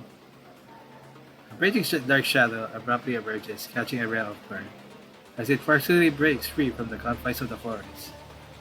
The once expansive forest now appears to shrink and contort into an egg shape.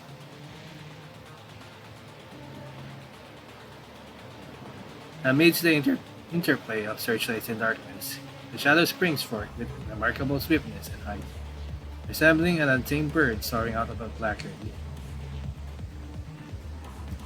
Driven by unwavering determination to be born into this world against all odds, the creature must in turn use its newborn claws to destroy the other world known as its cradle. The lingering ferocity and thirst for blood emanate from its very being, evoking aggression from everyone present. They react with defensive hostility, issuing a frenzied issuing a warning to this frenzied entity. Everyone holds up their weapons. It is a newborn enemy. They will eliminate it right here, right then and there. If it rises to its feet, the dark could strip of its obscurity under the piercing glow of the searchlights.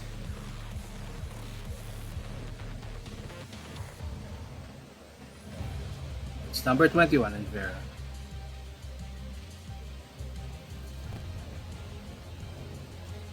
Wait, drop all your weapons.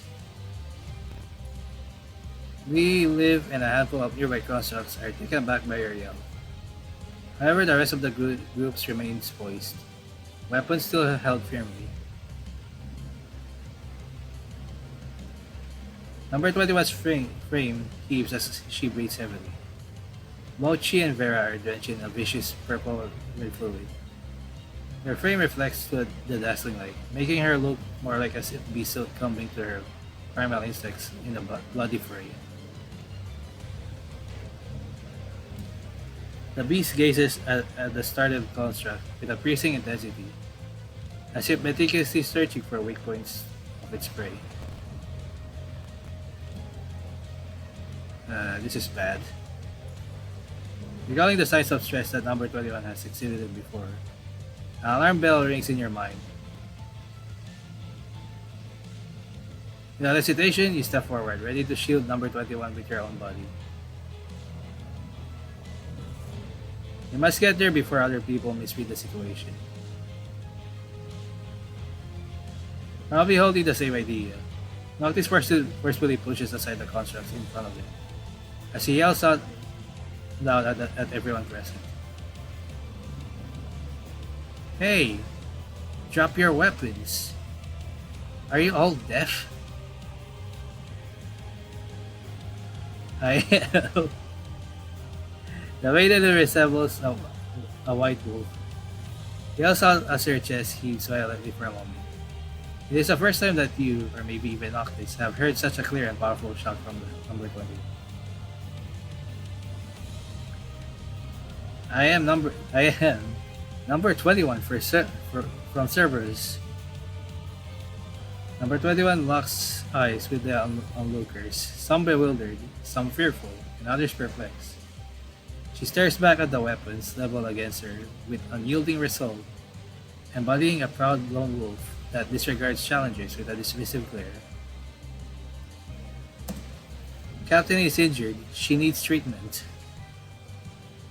The weapons and the hands gripping them remain frozen in their positions, as number 21 persists in yelling out her need.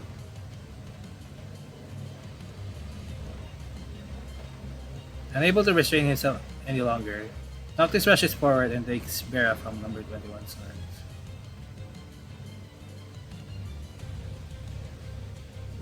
Get a stretcher. Over.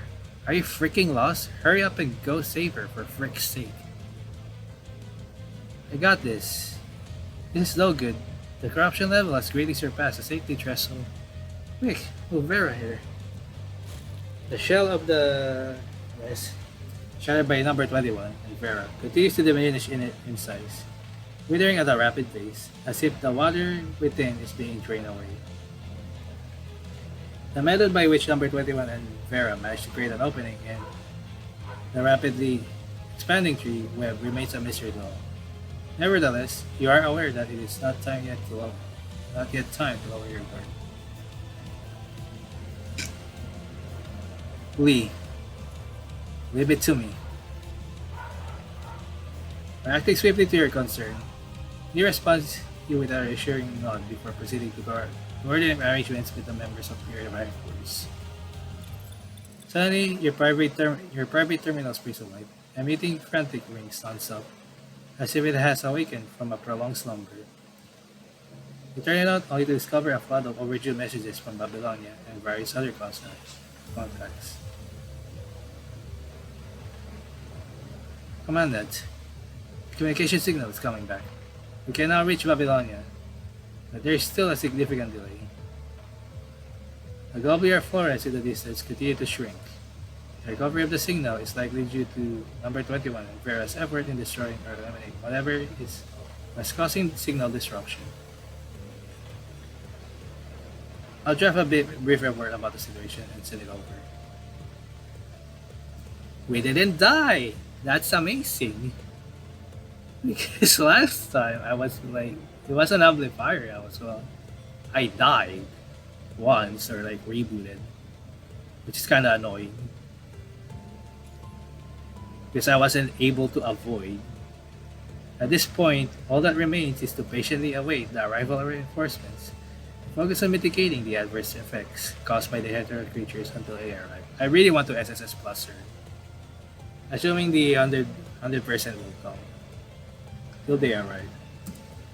Fortunately, just before you departed the conservation area, a last group of civilians successfully boarded the transport craft. Recalling the expressions in the eyes of those who had loved ones missing, you can't help but ponder which one is more cruel. The faintest glimmer of hope or the anticipation of the worst possible outcome. I mean both. You aim to find answers for them, if possible, because every name deserves their ending to be known. Oh wait, number 21. Remembering an unexpected request, you quickly catch up to number 21. He is walking alongside the stretcher. Are you alright? Number 21 answers with a nod. Your body adorned with scratches and wounds, though not as severe as those inflicted upon Vera. You can imagine how painful the ordeal she endured. I came from the conservation area, and someone there asked me to deliver a message for you. For the operation. Upon hearing your promise to do your utmost in finding them answers, the last group of evacuees finally begins boarding the craft. Silence give you a nod to show his gratitude, his eyes concealing a multitude of other emotions. After people walk away for a while, a girl who had been standing aside quietly approached you. Are you with number 21? Yes. A construct? You couldn't discern the department she belonged to based on her attire, as the style of she wore wasn't familiar to you. Your men said that number 21's companion went missing. The little white machine that can dance. Dance? You mean number 21's cobot? She calls it Snore. It's missing? I'm sorry, I didn't know. Understanding the importance of the cobot to number 21 to some extent, you realize that if it had indeed disappeared, she would have been just as anxious as the refugees you sent a moment ago. If you see her, could you help me deliver a message to her? If Cannon sees Snore, she will help keep it safe. No problem. Thank you. The construct in the peculiar attire turns around without hesitation and probably follows the people from the conservation area and maintains a subtle distance between them. Oh my god, it's so long, man. So we're already at 2 hours. So there's one more recording. It's the affection, of course. After delivering the message from Cannon to number 21, she falls into silence with her head lowered. Contemplating on how to offer solace to number 21 and formulating your plan to contact Babylonia for aid in finding the cobot, number 21 breaks the silence ahead of you. It's okay. I've already found Body. My headache was probably because Body was calling for me. It was just too late. I figured it out too late. To be honest, I still don't understand. How the fuck did fucking Body get here? What? Did it got stolen? Did it explain a little bit? Because that's the only fucking thing that was not explained at all. Because at the start of they were gone. What? After her return, number 21 talks without looking into the other person's side for the first time. Evidently, number 21 is not inclined to discuss the details at this moment. Okay. Maybe there's more to tell.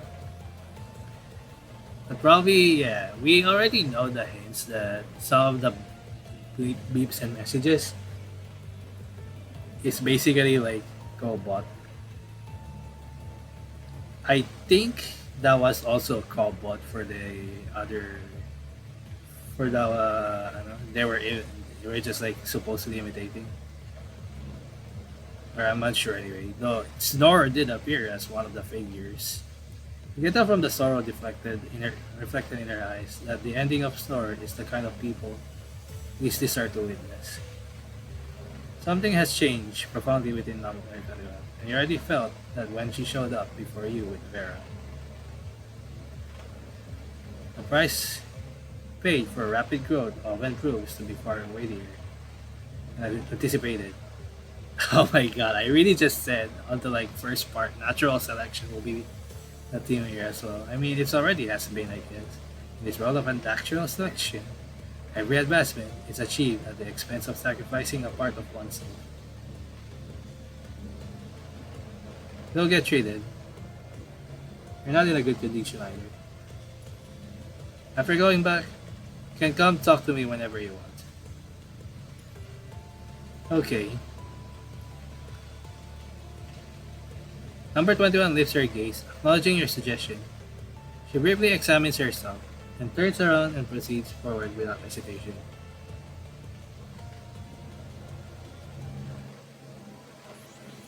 And we are done, I think.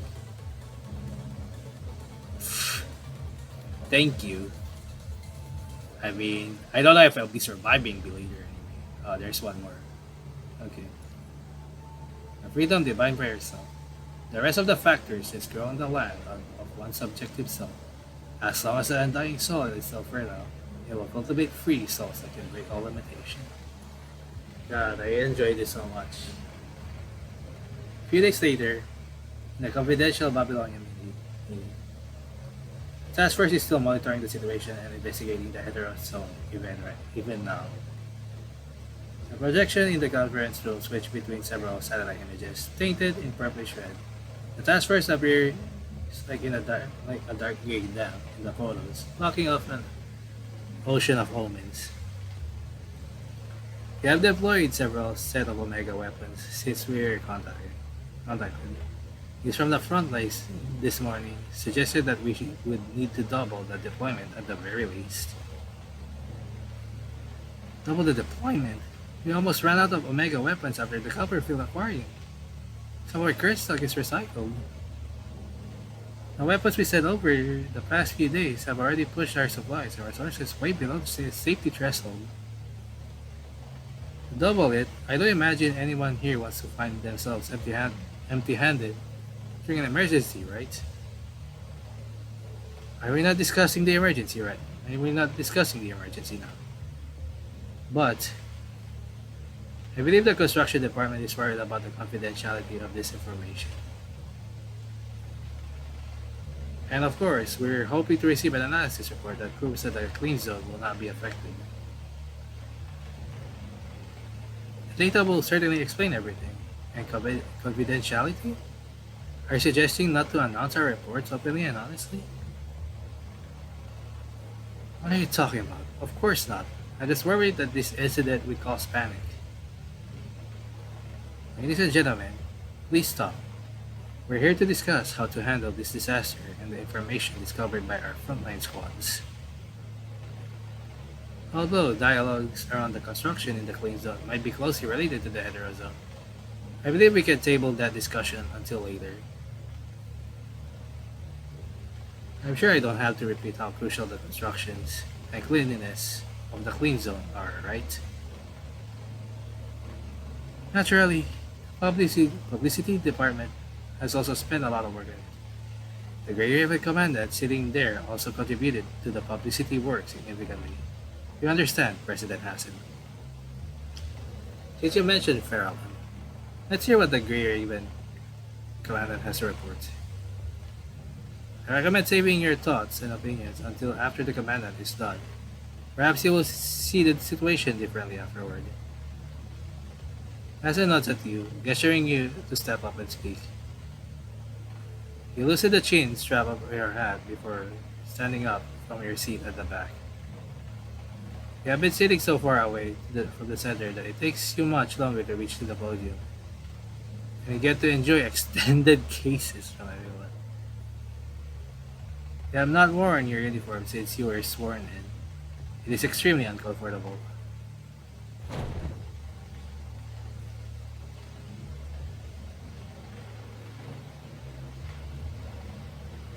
Are you feral? And the Grey Raven commanded.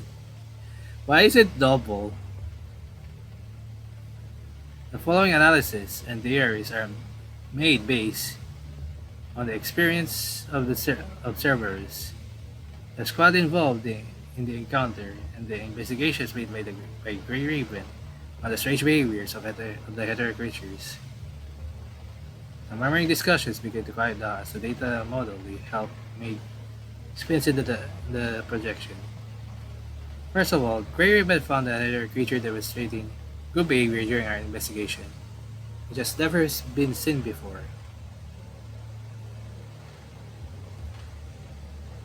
The conference room that has just quieted down erupts into discussion again. Hassan gently knocks on his table, hoping the council will keep listening.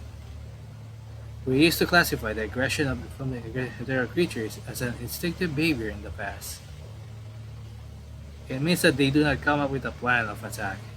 They follow their senses to attack their targets with the simplest, most straightforward strikes. That was the only pattern of behavior they would follow. At the location where the abnormal behaviors appeared, Grey Raven observed that some hetero creatures were performing strategic maneuvers to allow other hetero creatures to attack successfully. For example, when a trench appeared between the hetero creatures and their targets, some of them began to form a bridge.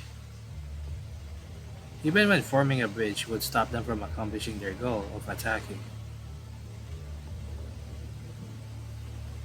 Maybe you were overthinking it. In your example, the hetero creatures walking in the front would fall into the trench, obviously. Their bodies piled up, and the ones in the back then could walk on it like a bridge. Fundamentally, they were still trying to approach their targets. While the behaviors were similar, the key was whether they gained the consciousness to actively abandon their individual instincts and targets in order to help the group accomplish a goal. What Grey Raven discovered was that some hetero creatures were giving their lives to pave way for other hetero creatures. It's hard to explain this phenomenon with coincidence, but the price was their lives. The councilman frowns while he looks at you. His knuckles white as he grasps the horror in what you said. During our investigation, Grey Raven discovered an area where many dead bodies of similar hetero creatures were amassed, but we didn't find a source that could deal that amount of damage. If we assume those hetero creatures took their own lives, what did they become a bridge for? Hold on. Indeed, my theory is that these strange behaviors are somewhat connected to the appearance of the heterozone. Grey Raven's vision didn't just take place near the heterozone. What was the point of building a bridge that far away? How did they contribute to the heterozone by dying? The Cerberus members mentioned that the biofluids of the dead hetero creatures inside the heterozone quickly seep into the ground before hatching as if being born again. I remember a myth about a god creating humans with clay. The god created a humanoid shape with the clay, and the clay came to life. But that's a different one. If the clay wasn't shaped to the god's satisfaction, it would get thrown back in the mud before being remade. Is that what's happening now? Kind of. What about electromagnetic disruption? The report mentioned that the squads encountered severe signal disruptions during battles. The Science Council believes that the source of the disruption is akin to some kind of bioelectromagnetic signals, and it is related to the activities and the rapid proliferation of the heterozone. The disruption drastically decreased after Cerberus defeated the core enemies of the heterozone and escaped the parameter, which could prove this theory. Individual hetero creatures still don't have the still don't have the ability to disrupt signals. So all the dead hetero creatures turned into water and gathered at the hetero zone through the soil. That's should we get someone to start digging? Squads on the front line had been excavating, but nothing unusual was discovered apart from a higher than average polishing virus concentration. The Science Council doesn't think we fully understand the polishing virus yet, so we can't be certain how it moved. But there's another way to consider if we think from the perspective of the clean zone. All the locations where we observe the hetero creatures change, including the hetero zone, are spread outside the clean zone in the dark. To exaggerate a little bit, you could say that a mere step outside the clean zone will land you in a highly dangerous area. How could you say that? If that's true, I agree that the extra Omega weapons are necessary. How can we allow the first safe zone of humanity to be a cage? The councilman from the construction department is so agitated that he stands up from his seat. No one responds to what he is saying, however, and he sits back down in silence. It is true that we don't know how the clean zone or the inverter tower works. The most popular theory in the Science Council is the absorption theory. The tower works like our Omega weapon, absorbing the polishing virus before purifying it. The main reason this theory is not universally supported is that no polishing virus is detected, even at the edge of the clean zone. While the effectiveness of our CPMs and Omega weapons always diminishes over long distances, that's the reason why we always consider optimal range when we deploy these devices and facilities. Now, if the absorption theory is wrong and the inverter tower isn't purifying the polishing virus, how do we explain the disappearance of the polishing virus within the clean zone? Simply put, we cannot guarantee that the existence of the clean zone hasn't caused unexpected mutations. Mutations? If all hetero creatures exhibit group behavior, Councilman covers his mouth and stops talking. Worst case scenario, they could develop their own species or even civilizations. Everyone falls silent, as they recall some of the enemies they faced in the past, that they only managed to defeat after shelling out way too much money and too many lives. Working together, humans have time and time again won battles in which they never seem to stand a chance. But just how good is humans' chance against such enemies, when they are so resilient, so ready to bite humanity at the throat with their sheer number? No one can tell for sure. When the things don't seem as bad, it's only because they've been ordered to change their course of action. And there is a godlike figure behind them that gave them instincts. Aside from the one that drives them to attack, that is. And it's those instincts that made them prioritize the group when they're summoned. For now, they don't have it yet. They don't yet have individual consciousness, which just buy us some time. But some time is all that we have left. Nicholas shakes his head as he looks this way. He and Hassel already know that number 21 once fell victim to a known power, but she was out of it. Although no one has been able to determine if it was her combat infection that caused what happened to her mind through the consciousness sharing board, or whether there was indeed a godlike power that spoke with her. Which is why you don't plan on mentioning what happened to her at this briefing. And that's all I have to share regarding what happened at the hetero zone.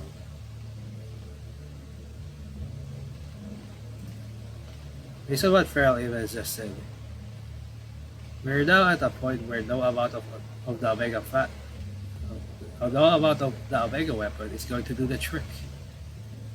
Sounds like there is nothing we can do now except to wait, though. But are we supposed to slow down on building the clean zone or just give up on it altogether? No, of course not. We can't afford to give up on the clean zone just yet. The Omega weapon is an expensive consumable indeed, but there is no treating the symptoms if we don't first treat the root cause. And since we did foresee the appearance of this heterozone as per Greater Events Directory, what we need to do now is to keep the heterozone in check while monitoring its surroundings so as to avoid or foresee the appearance of yet another heterozone. Well, let's just hope that lunar base can be back up and running again in no time, and then we can get our hands on more Omega weapons to fill the gap. In the hour that follows, the group finds themselves fighting over the distribution of resources. A resource shortage seen everywhere prior to the heterozone was only made worse with its appearance. Be it at a practice or psychological level, humanity can really use a clean zone to help themselves get back on their feet. Which is why humans can't afford to stop building it at this point. Issues to be solved and needs to be taken care of spin-on and on your head. Brain work like this is no easier than basically fighting the war out there. Sit down.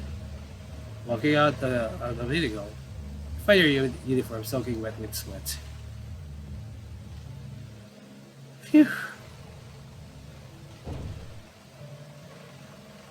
The door of the descending elevator opens the moment you finish yawning, showing the hallway outside which you're more familiar with than you are the vehicle. Before you start doing anything again, you know you want to head straight back to the lounge to get yourself a clean set of outfits. Stepping out of the elevator, you see Sika. In a rush and fully focused on reading what's on her terminal, she takes no notice of you. Hey, you gotta watch out there. Right, of course, Commandant Farrell. Don't sweat it. Just know you should probably keep your eyes on where you're going, just to be safe. Right, of course. Thank you. Turning off her terminal, Sika now wears her usual style. Her heavy face from just moments ago nowhere to be seen. For the screen of her terminal went completely black, though you saw what was on it. It was a witness report on a certain contract that had gone missing. You reciprocate her with a smile as you wave her goodbye.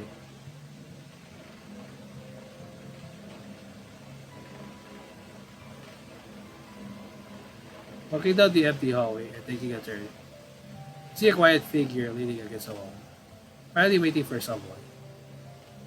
Number 21?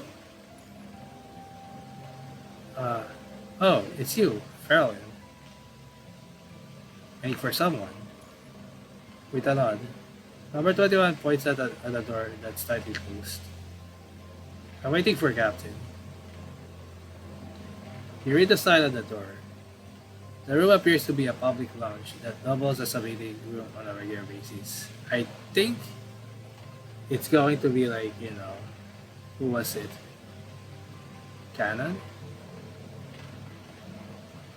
You wanted me to give you some more time. I beg your pardon. Mad before, you wanted to give me you wanted me to give you some more time when we're back. I didn't need more time. Oh. Carolyn. I'm here. Says that what I want is not a set of humans, but my own kind. Actually, it's right. Number 21 must have the same scent as everyone. Everyone you mean. Captain, not Titular, and those who are afraid of me and want me to be discarded. All of you are humans, so if I have the set of humans. Personally, I think it's something very difficult to achieve. Even humans are not all the same. There's no way to guarantee that someone will be always your kind. Will always be your kind. Even your teammates won't, except for yourself. Only yourself are always your kind. Question posed by number 21 is quite complex. If you had enough time, you would likely delve into a dozen philosophy books again. Okay, I don't need to read that again. Irrational analysis alone is sufficient to navigate this. Your only hope is that number 21 resists the tempting rhetoric of the enemy and refrains from granting them an opportunity to validate it. Number 21. I'm waiting for you to come back. Give me some more time.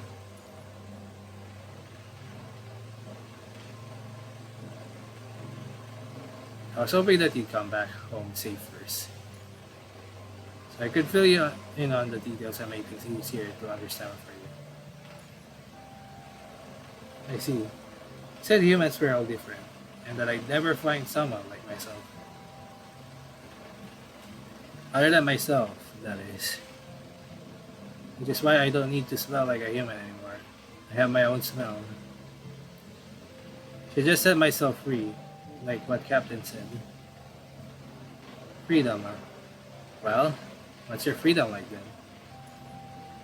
Freedom is when I get to decide that what I don't need to do, don't want to do, and don't like to do. It's basically the freedom to reject things, and all sounds fitting coming from you. So I guess you found what you were looking for. You had a bunch of models from philosophy sitting in your brain that you never quite wrap your head around, and hearing what number 21 just said, you now feel that there is really no need to wrap your head around them. Because one goes through their life with their self, and that's precisely why we don't need to go after the self. The rest of the factors just grow on the land of one's objective self, as long as the underlying soil is fertile. It will cultivate free souls that can break all limitations. Well, I guess I'll say no more then. But I'm very sorry about what happened to Star. Number 21 makes a sound with her nose, the same way a little animal would, showing her disagreement. I beat them all. Those guys that tried to take away Buddy. Yeah, we didn't die. Or reboot. I beat them all before they took Captain from me. But I know that I wasn't being responsible toward Buddy. Which is why I'm letting Buddy sleep right here as a punishment to myself. She's number 21 as she points at her chest. Forever and ever. I'm not letting anyone else take away my Haruka ever again. Haruka kinda taught me that. She's our friend. We're about to ask number 21 to elaborate when you hear a loud clank from the inside the lounge. In the lounge. Oops, apologies. As he picks up the terminal lying flat on the table and gives it a few nonchalant brushes. A little sip of the hand right there, but boy, that was loud, wasn't it? And moving on to the section, if we're all feeling okay with this part, then, or would you rather conduct the inquiry yourself, Ishmael? The gentle smile, Ishmael says nothing. See, Vera, we only came down here because we've been put on the task. As far as inquiry goes, both parties are actually equally vulnerable to stress. So I'm hoping that takes some of the hostility out of the air here. Right, and I can prove that Ishmael seldom agrees to this kind of request.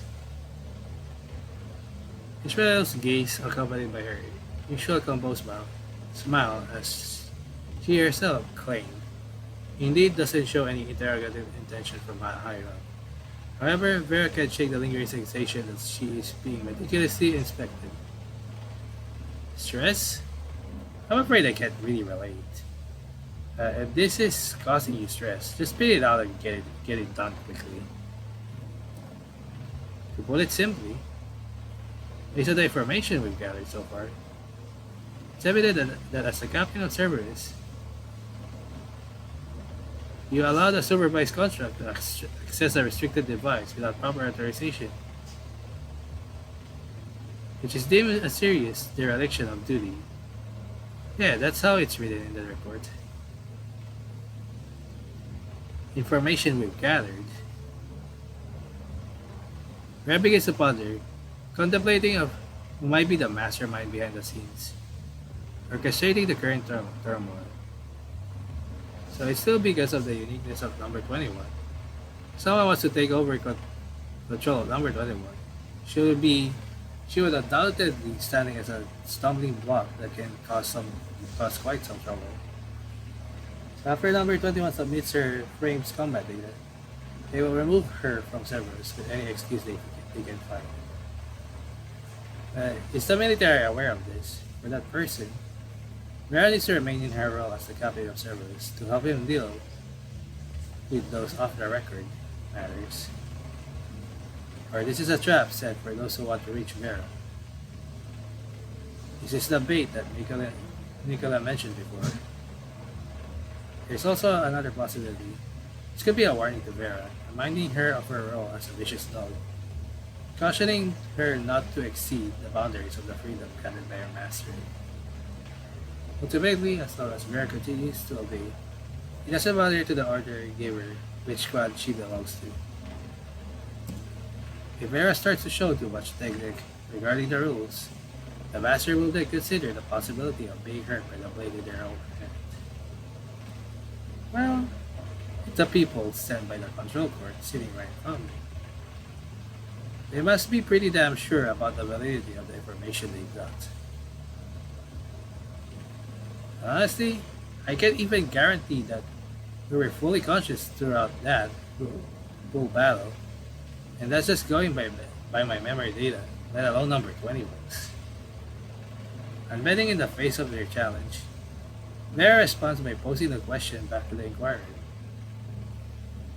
I can understand that. Judging from the report, it was indeed an extremely perilous battle. Allow me to clarify, Vera. Our purpose here today is only to inquire about the unauthorized activity during the battle, not to pass any judgment of guilt. I'm sure you're one of the few who act so easygoing around the respondent, Ishmael. Well, I appreciate the kindness. And I can't help but wonder why a higher up like you would be concerned with such a petty matter. Or is there anything else you want to take from this? It was a request from a close colleague that I couldn't really refuse. Other than that, I usually steer clear of cases regarding unauthorized activities. This is also part of our responsibility as a member of the control group. Right, Leslie?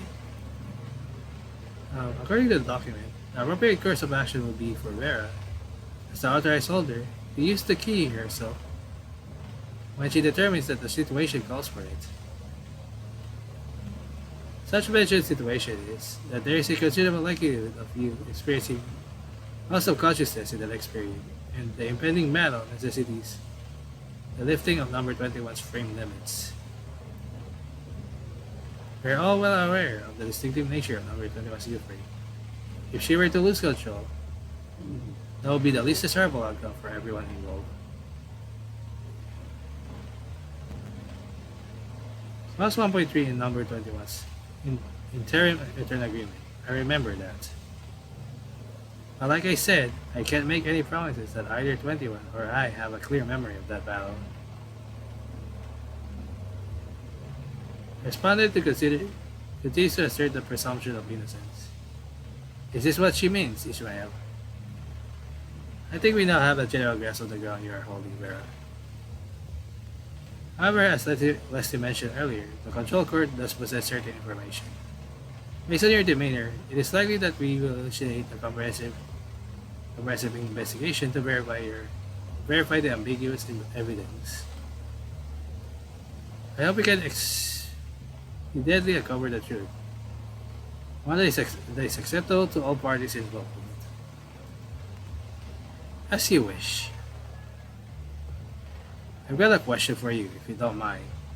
Let's say if the higher ups about the activity turn out to be true. What kind of punishment are we looking at here? The responsibility lies with number 21. She will likely be suspended from the squad pending further investigation. However, if the responsibility falls on you, it will be necessary to relieve you of your captain position. Heh, so well disciplined, don't you agree?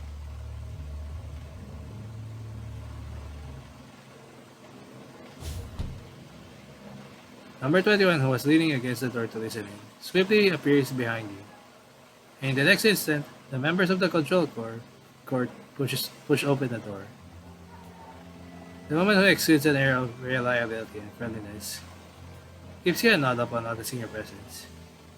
Following closely behind her is another construct, presumably her junior, who appears to be muttering something along the lines of, "It's finally done." Hera makes her appearance at last, strolling out leisurely.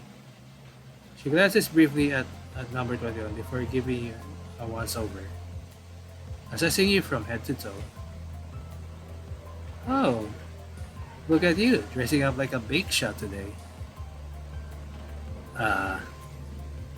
You seriously need to ditch that poster of you in the metal armor and replace it with the one of you rocking this uniform. This is a true hero of Babylonia right here. Please spare me. Ha! Number 21. Only you're here. Where the hell is Noctis? Noctis said Captain was in for a major scolding. He will call later. Doesn't want to wait. I'll make him regret saying that. He's here. At the opposite end of the corridor, the sturdy construct scratches his head as he strides forward, passing by Ishmael and Leslie. From a distance, he starts speaking in a loud voice. Ha! Looks like I came right on time. Yo, Grey Raven, what brings you here? On your way to grab a drink too. Why don't you join us then? You gotta let more people witness the magnificent side of the legendary Grey Raven. They're looking all heroic and badass. I'll think I'll pass. Feralyn, you're really not going. Noctis paying. Well, it's gonna be the next chapter. What? Next version, I think. Wait, what? I thought it was on you, 21. Whoever's a blockhead face. Then it's Noctis. The hell? Frick, I'm not going.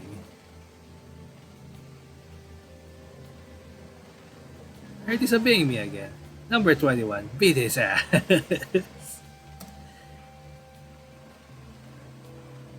Yeah.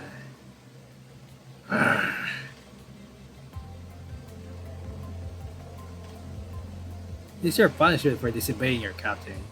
And if anyone ever asks, make sure you own up to your mistake and let them know you got a serious smackdown as a consequence.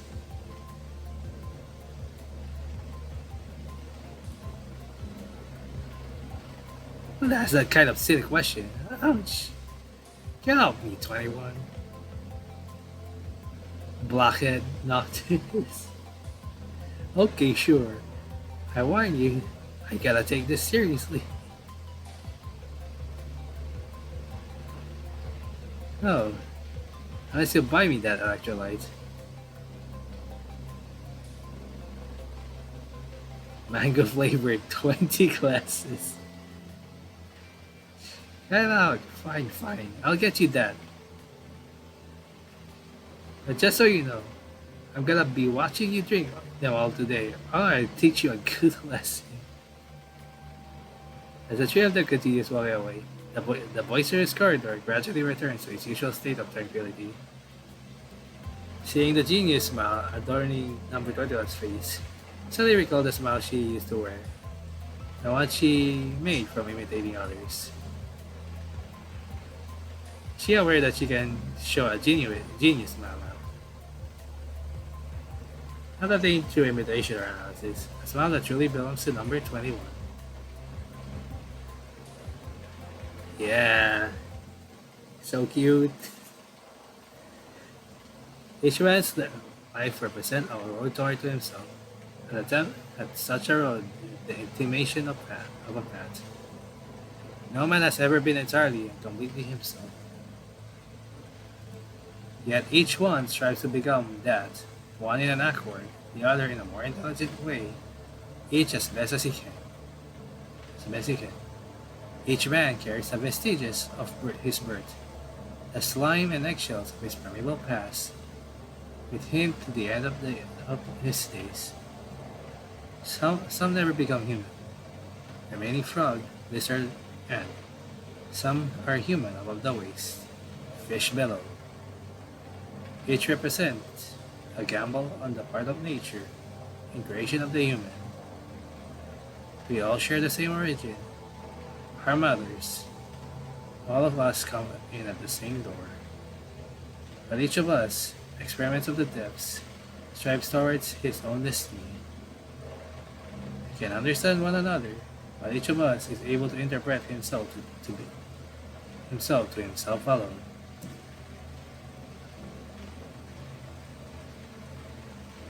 Hermann Hessen? Why is it Hess? I think the N is missing there. And there we go. That's it for chapter 24. I hope you enjoy watching, man. There's one more I need to do, so yeah. Overall, not bad. We did pretty well on the boss at least. Kinda sucks that you can't play your own character just to make it easier. Still. Just hope they add that in the future so I could fucking at least kick its ass faster. So that's it for Chaos Unsnarled main chapter. So one more I will do, and I'll do it as well today, and that is the affection story. So I'll see you later then, but not yet. I'll be right back.